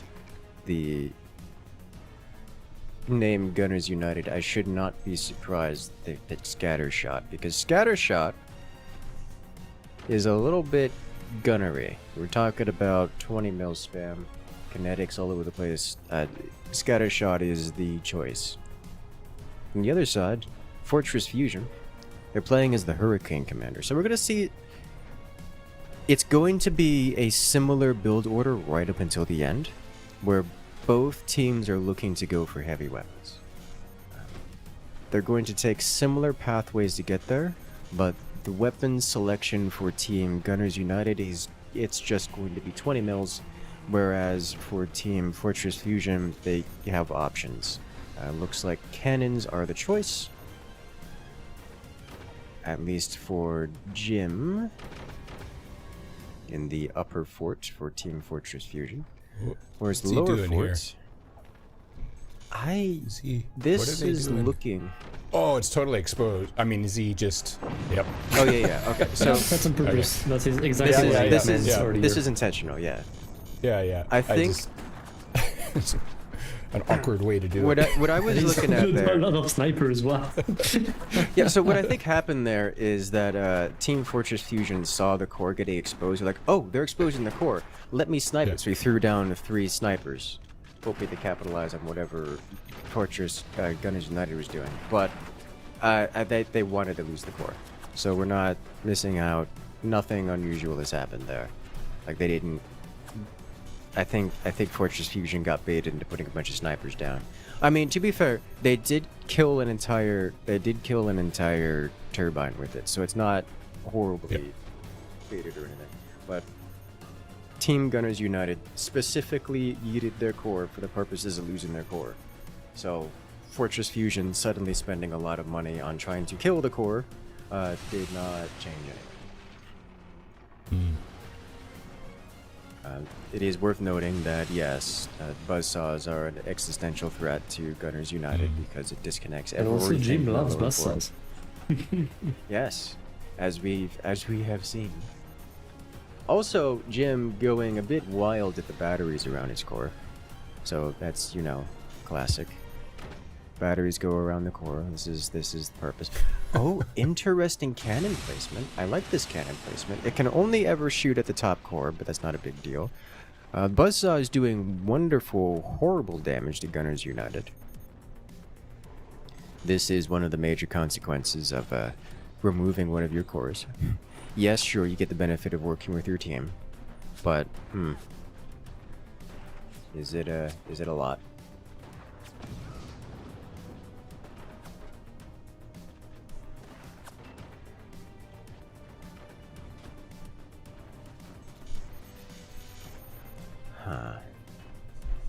I'm wondering what the strat will be for Team Fortress Fusion. I think they're just going with the cheap and efficient cannon spam. It's looking... Oh... I'm just noticing something. The triple cannon placement for Team Fortress Fusion is specifically designed for this map to hit the upper core and only the upper core. Yep. Makes sense. This strat works if and only if Gunners United sells off their lower core. This is really good. They adapted. Yes. And this is not the kind of adaptation I would expect to see on the fly. This looks planned. This is, hey, you chose this map because you want to sell off your lower core. We're going to do a strat that involves removing your upper core from the game as quickly as physically possible with as much firepower and ferocity as possible. It's like these teams have playbooks. Yes. This is basically pretty chess cool. with book moves. Yes. That's what I'm getting at here. And Gunners United's taking a bit of damage. It's looking like Fortress Fusion isn't going straight for the core kill, but instead going for the weapons platform, which I do like, mostly because you can't really guarantee that you're going to get the core kill here, whereas you can deal devastating damage consistently by going for the weapons platforms. As the next volley of cannons comes through. Yeah, they're going for the eco. Oh, 2 swings, 2 misses. Yeah, I hate to see it. Unfortunate. Shout out to Fortress Fusion, also sharing their tech here. You see the tech getting shared up here, which is not something you see every day. On this map, it's getting extremely common to take share because it's so easy to do. Yes. Oh, the third cannon, you could do it? There it is. So juicy. That's a lot of damage. That's just... Gunners United, like they haven't... I almost feel bad for them. They haven't been hard countered or something like that. It's just... They've been punished for their actions. Ooh. Uh-oh. Oh. There's no more follow-up. They've taken too much damage. Shot. That was nice. Yes. Whoa.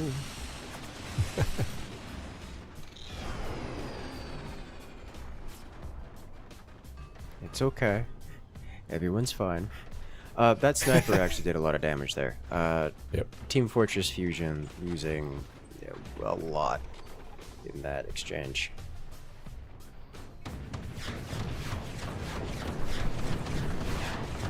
trying to take vengeance. Uh-oh. Oh, and Oh, the wow. door snipe. Oh. Yeah, I hate to see it. Uh-oh. There goes all that. Yep. These hurt so much. Remember we were talking about buzzsaws? Mm. And last round when we saw the cores get taken apart, where hey, the downside is you lose a second point of control. So when the buzzsaws disconnect everything, you just lose it. Yeah, Gunners United, they've gone with the co-op strat, and it has not. I would say it's pretty definitively not gone on their favor. They're not out of the game by any means. Like this is still a good game, and they're still in it. But choosing to go with the co-op strat has not benefited them. The benefits they've gained have come from just generally good aim as opposed to anything else. Good aim and even better sniper timing.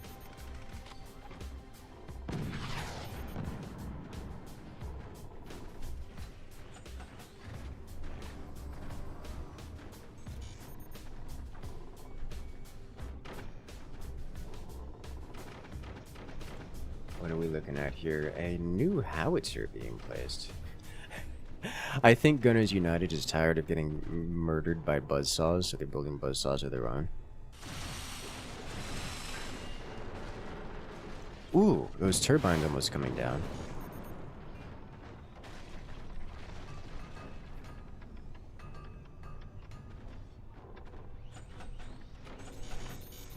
What are we looking at here? I'm kind of surprised to see Jim not replacing the cannons in the same cannon platform, because it was a good place to build cannons. Just kind of needs more, though clearly spending more on the howitzer than the cannons. The howitzer, I think, is not a bad choice, just an odd choice. Given, well, cannons are so very effective, and are not vulnerable to being shot down by 20s. Oh, that hurts. Oh, that hurts so much. That hurts even more. Oh, tit for tat. Losing the mines.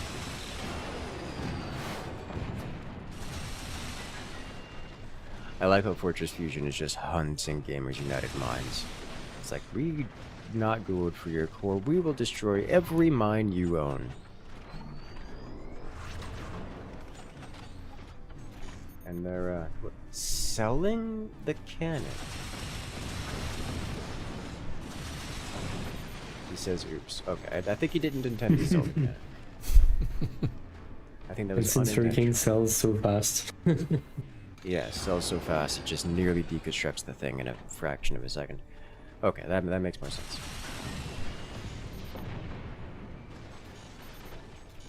Yep, Buzzsaw's doing Buzzsaw things. Deconstructing the fort, ones by the fort. What it feels like.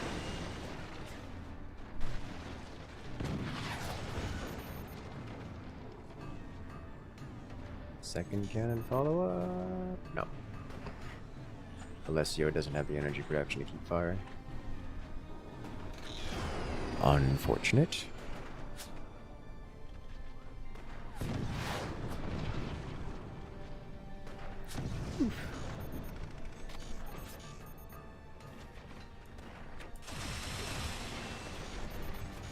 I like the sniper play from Fortress Fusion here.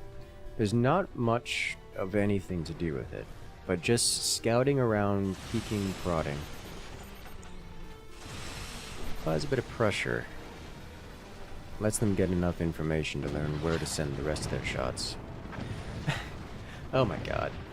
Just the amount of mines Gunners United has lost over the course of this game is debilitating. It's just so much. I'm still surprised to see Team Fortress Fusion not adding additional cannons right now.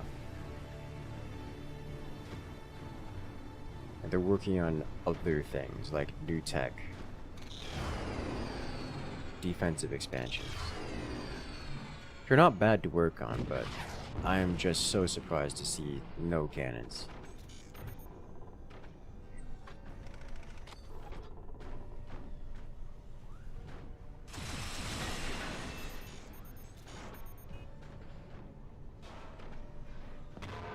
Like, they've gone with so few cannons at this point that Gunners United is managing to get another 20 mil on the board.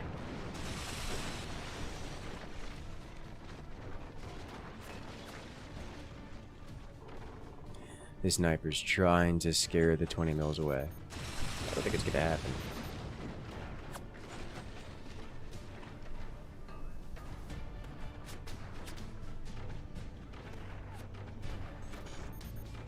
Jim's base is looking a bit Swiss cheesed. Also, I'm a little concerned about Jim's placement of his new cannon. So he did in fact get another cannon. Just placed it a moment ago. But its placement is... Oh, dude. Through the door snipe through the tiny door? Yep. Look how small that gap is. It's tiny. Yeah. This He is made the it through second there. one he did this match. Yes.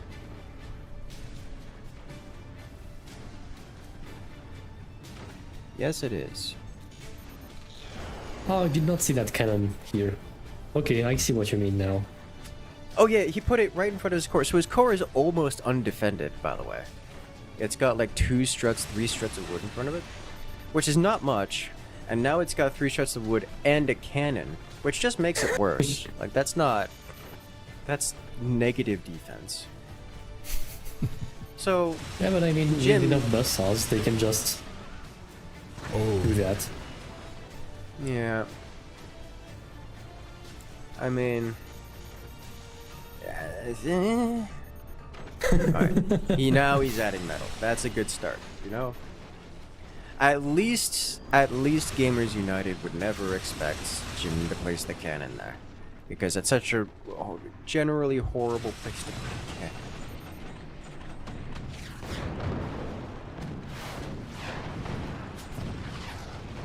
This man tries the door snipe again.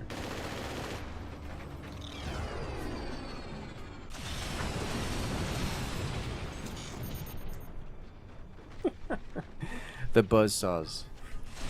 Remember we were saying about him loving his buzzsaws? Does love his buzzsaws.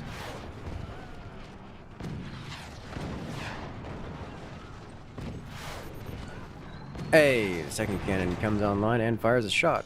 Third cannon from Alessio. Takes out another mine. Gunners United just isn't allowed to have an economy, apparently.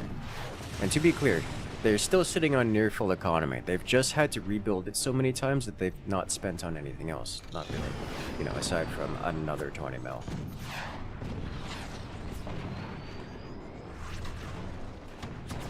Uh-oh. Gunners United about to deal a lot of damage here.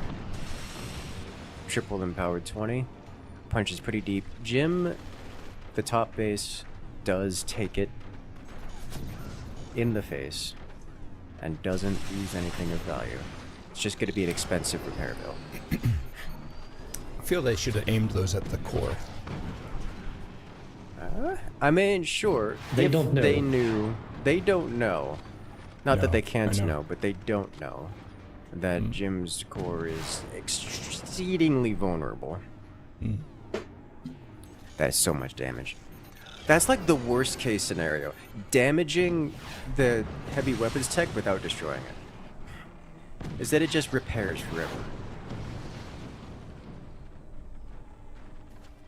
And it just... Oh no.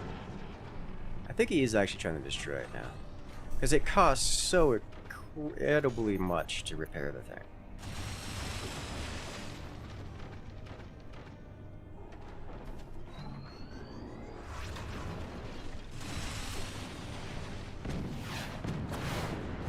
Oh yeah, he knew that was there and he wanted it dead, and he got it.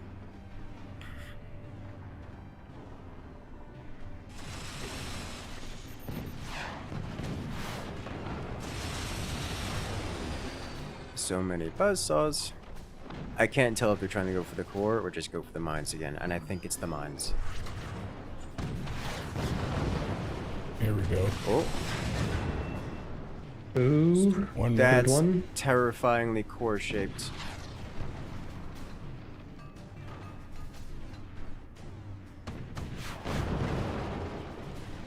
Yeah, Oh, he have to Even delay the third even one. all of Oh, that that was time. close. Yeah, That was even so spending close. all of that time defending, to repair, and it still almost pens and takes out Jim. I mean, that was just a fraction of a cannon's worth of damage away from annihilating Jim in its entirety. Yep.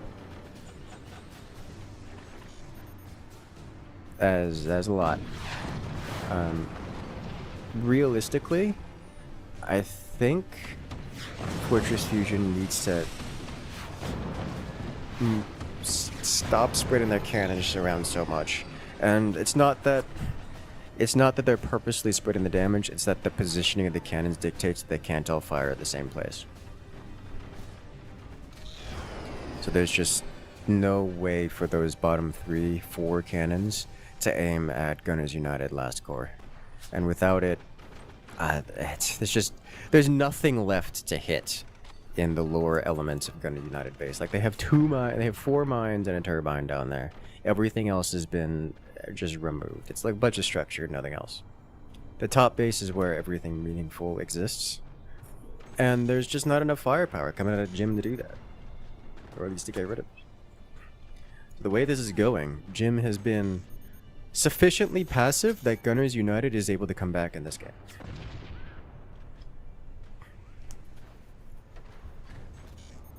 And like come back in a big way. The worst part about it is if Alessio spends a lot of time trying to re-aim those guns to aim up, the time spent is going to give Gunners United enough leeway to start constructing the lower fort. Buzzsaws have been MVP, dude. The amount of damage.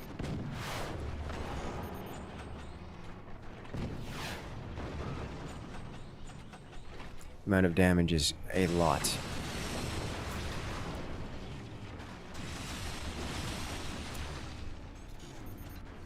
Alright, where we're seeing the cannon follow-up. Straight to the weapons platform. Here we go. What's it gonna do? Where are you aiming this time? Oh, yep. It's bad. He's got another shot. Yep. There it is. Wow. Good news. Cool. Fortress Fusion can just reconnect almost immediately. Bad news is they've taken substantial damage in the process. Like that's a pretty big loss. Other good news, Jim's base is no longer a deformed, unusable mess. And now it can be reconstructed with meaningfully reasonable defenses and weapons platforms.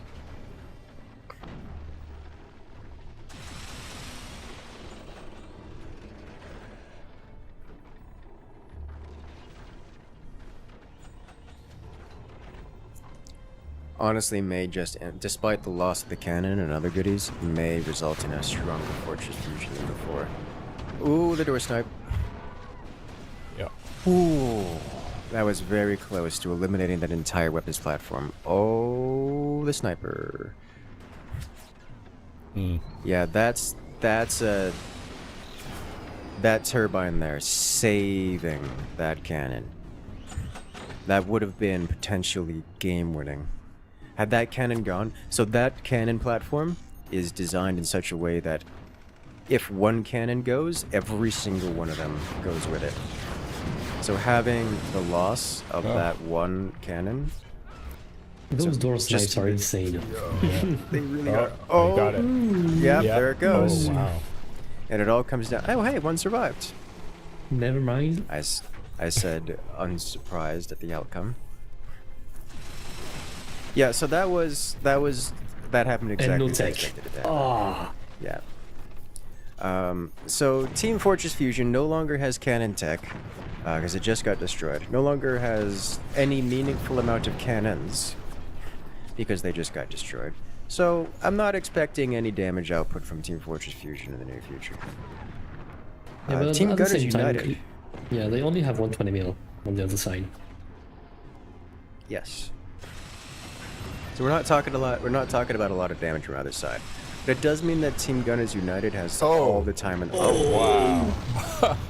Death by Buzzsaw. I was just about Not to see say that coming. I didn't see that coming either. That did not look like he was crumbling on the way down. I was about to say we're gonna have like a 40-minute match as both teams just struggle to Never mind. just they knocked each other back to the dark ages. I like gotta give them time to come back. It's gonna be at least 5 minutes before we see any meaningful damage dealt. But no, just suddenly buzzsaw and the world comes crumbling down. I did not see that one coming. Yeah, that was a good match actually. That was a very good match, and this is why I mentioned it before the break that I was very much so looking forward to this, because these are some very even teams that I expect to have these kind of slugfests in every match. That's just what I'm expecting here. Yep.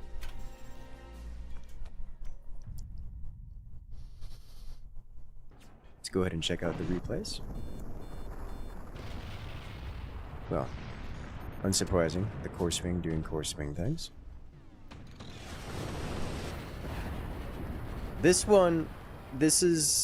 I was surprised that Jim's core lasted as long as it did after placing that cannon there. Yeah. I didn't realize the 20 mils ricochet hit that energy shield so hard that it just knocked it out of the way. Like 20 mils ricochet off of the energy shields without breaking it. Yep. So seeing it just impact them so hard that the energy shield is physically knocked out of place without getting damaged is hilarious to me. Yeah, and it just... Yeah. And it all comes crumbling down. Mm-hmm. Very satisfying. That was a satisfying one there. But that does it. Team Gunners United goes up 1-0 in this best of 3 against Fortress Fusion as you move on to the next map.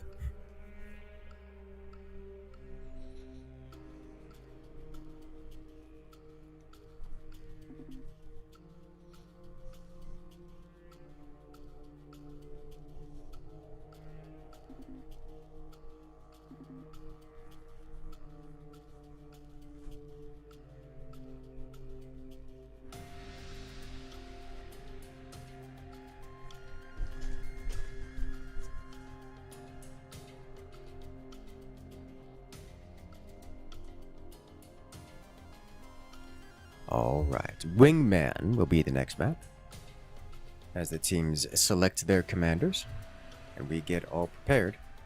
We are just about ready to start here, so we get yourselves all excited, because it's gonna be round 2, coming up in just a moment.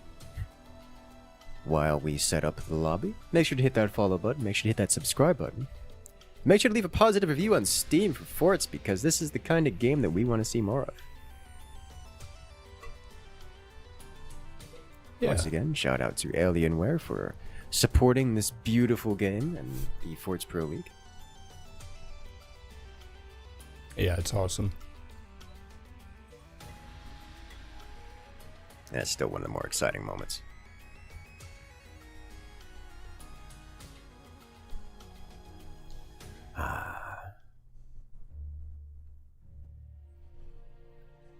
All right. We're almost ready up over here.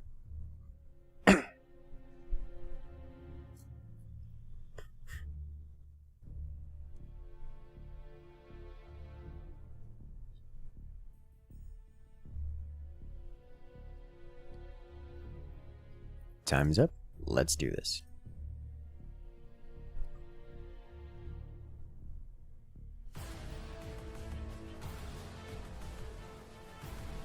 Team Fortress Fusion versus Gunners United. And we're off. Here on the left-hand side, it's Team Fortress Fusion, playing as the Seep commander.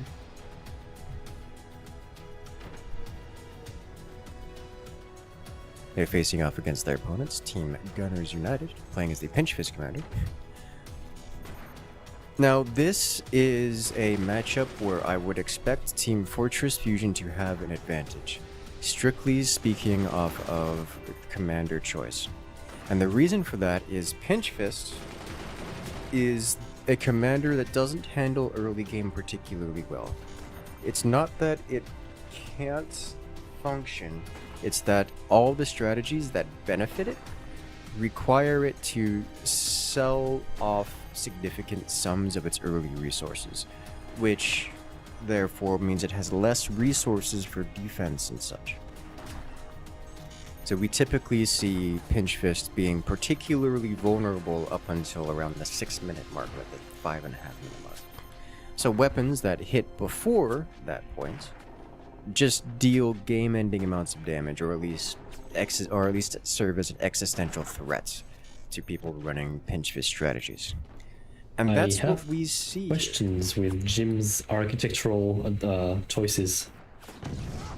Yeah, I was gonna say the same thing about Kriegs, but I'm not even gonna pretend to understand what's going on with Jim's base over there. At least Kriegs, I can see what's going on. Jim, it's just like MC Escher all the way down. Classic Jim. So we're gonna see swarm missiles out of Fortress Fusion. It looks like we're going to see Swarm Missile into Laser Support, which is not surprising. The Swarm Missiles with the nukes should land before the heavy weapons come out for Team Gunners United, and because of that, we're going to see Gunners United struggle a bit. Now, my question is, what do Gunners United do about it? Because as Pinch Fist, you generally just want to get heavy weapons as fast as possible, then shoot your opponent. But when you aren't the first ones to fire, you have to defend, which is a problem when you've spent everything you have doing offensive power. Thus is the case now, as we see Kriegs already losing a mine because, surprise, Pinch Fist player doesn't have even a single shred of wood in front of their mines, which is normal for Pinch Fist players. So, what are you supposed to do about that? Well, the answer is you defend. And because you're defending, suddenly you lose that advantage. Everything that you would have spent on weapons is now being spent on defenses, and now suddenly you don't have any substantial advantage over just being any other commander. So that's why Pinch Fist tends to be at a disadvantage here, is now suddenly you're dealing with seep nukes when you weren't expecting to deal with that. You're just not prepared to deal with that. Now whoa! I'm sorry, Derbensing just dominating the map with winning the double sniper duel and then some. Alright, well, that happened.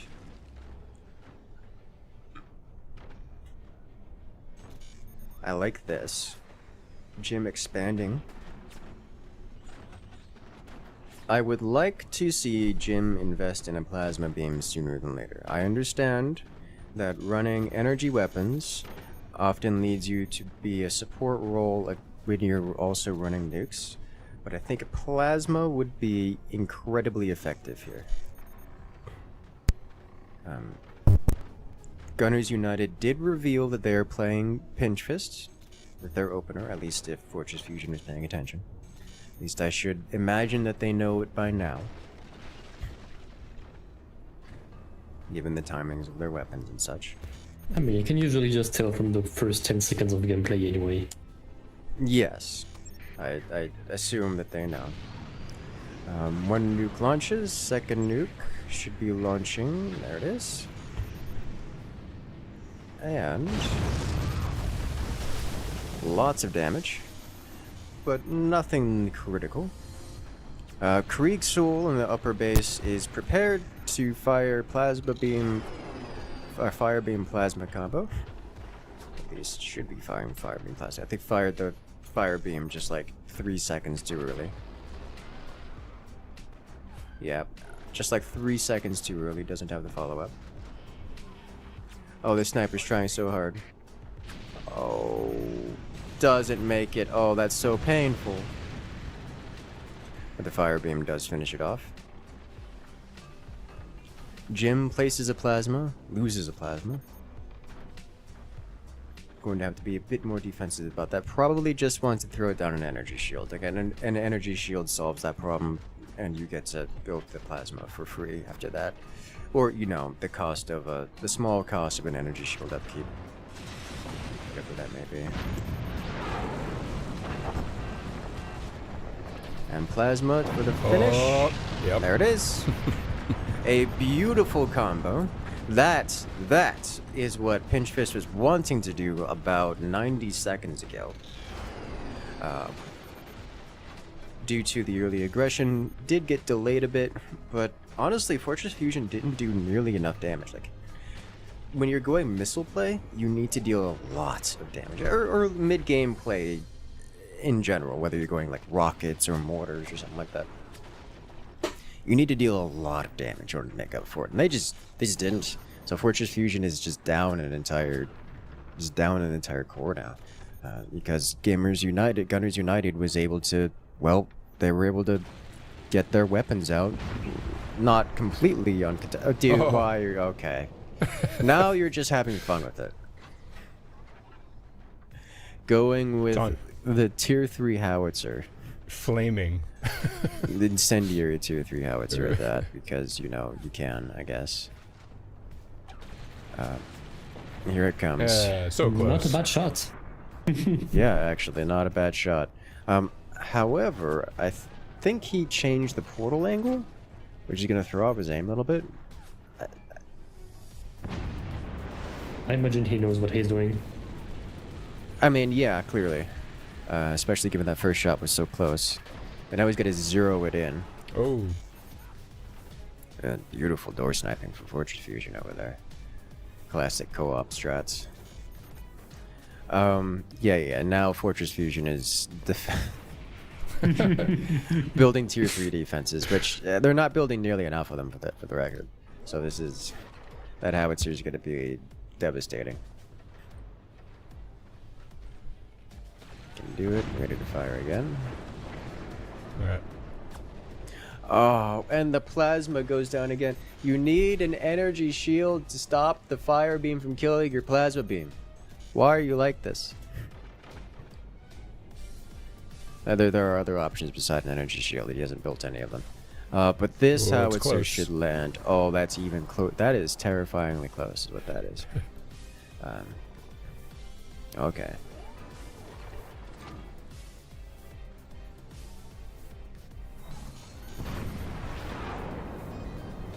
There it is. Surely this one hits. Even the howitzer, which is, you know, this perfect precision weapon, is difficult to tier 3 with. Just because of how sensitive everything is. Oh. There's a solid hit. Yeah. Yep. Which, for the record, absolutely no need to do that here. Just doing it because he wants to. Yep. Just doing it for the flair. And you know, I can respect that. I'm surprised to see the gunners for Fortress Fusion aren't shooting on the way up. Only as it comes down.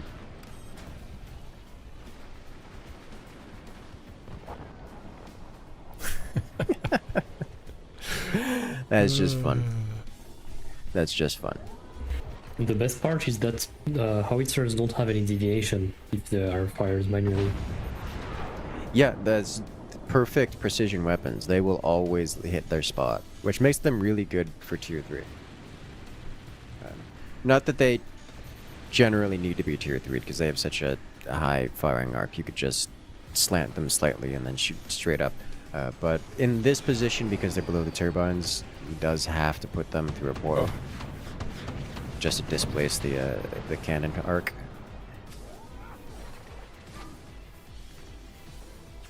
That's a lot of cannons. The Benson just adding a lot of cannons to the front of his base.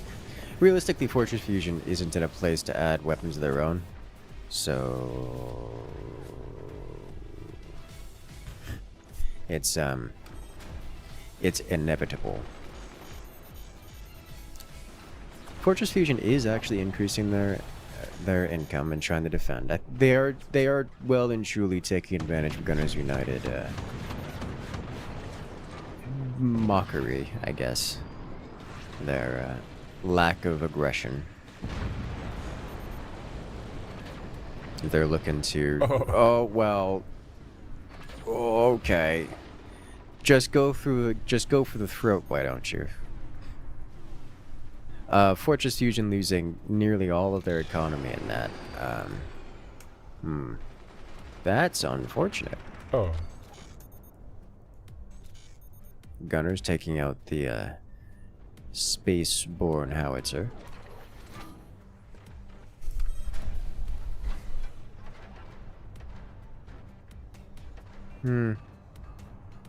What I was going to say before Gunners decided to just rip out Fusion's throat is that they weren't being particularly aggressive, and Fortress Fusion is trying to take advantage of that by just maxing their economy. And in doing so, they were hoping to stabilize themselves long enough to get a proper weapon on the board. Alright. Looks like Derbenzine is done with the tier 3 and is now just trying to end the game. And we're going to see what that looks like here in a moment. Because in the first volley, Fortress Fusion Core is exposed and taking damage. Ooh. Not some perfect precision there, or accuracy there. It's enough to bring the core down to 72%, leave it fully exposed, but not enough to kill it in the opening volley.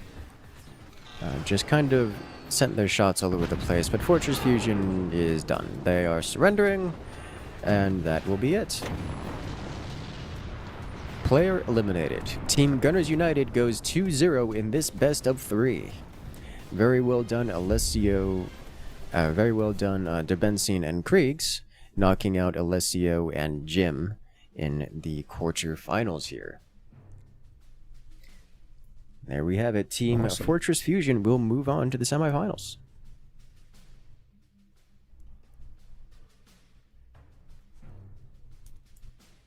Let's go ahead and check out the replays of those eliminations. I want to see the first one.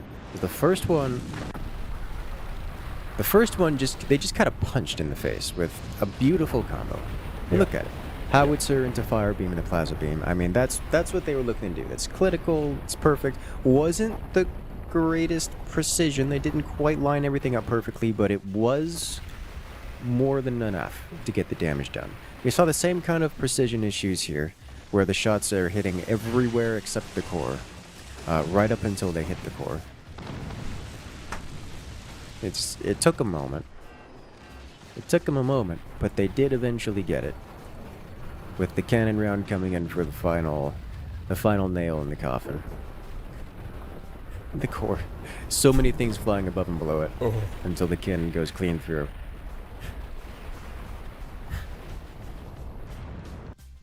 Awesome. That'll do it. That'll do it nicely. Alrighty then. Well, shout out once again to Fortress Fusion. I'm sorry, for Gunners United for moving on to the next round, as they'll be jumping into the semifinals. And unfortunately, the final quarterfinal for today will be rescheduled to, I believe it was next week? Yes. Yes, that is correct. We'll probably play it before the semifinals. Yes.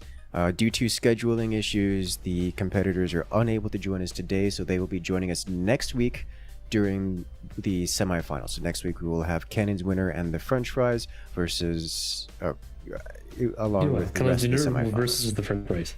Yes, Cannon's winners versus the French fries, finishing up the quarterfinals along with the rest of the semifinal matches. That is going to be an excellent time. So make sure to hit that follow button. Make sure to hit that subscribe button so that you guys don't miss it. Remember to join in the Discord where we send out notifications. Make sure you guys know when we're getting started. Alright, so once again, quick shout outs to the sponsor Alienware, who is providing prizes for our competitors this week, as we wind it down here. And again, I want to say thank you for the competitors in the Forts Pro League for joining us and putting on this show. And again, thank you to Dev and 42 Scientist for joining me here today in the casting chamber. Thanks, Incursus. It was awesome, as usual, to hang out and watch some very high-skilled play. It's always satisfying to watch. And you still, even after all these years, we still see things that we haven't seen before, or seen very rarely. It's awesome. It never ceases to amaze. Drunk Nuke going so straight that it doesn't hit any of the fort despite passing through it, and a plasma beam eliminating its own core while free falling. Oh my god, dude. It doesn't stop. This is you can't make this up. The power of physics. Yes. Power of physics. Yeah. Good lord. Awesome. Alrighty then. Is there anything else we want to shout out before winding it down here? I think we're good at this stage. I'm quite happy with how that all went, and we'll just reconvene in a week and for the end of the quarterfinals and the whole semifinals. Sounds good to me. Alright then. I will see you guys there. Take care.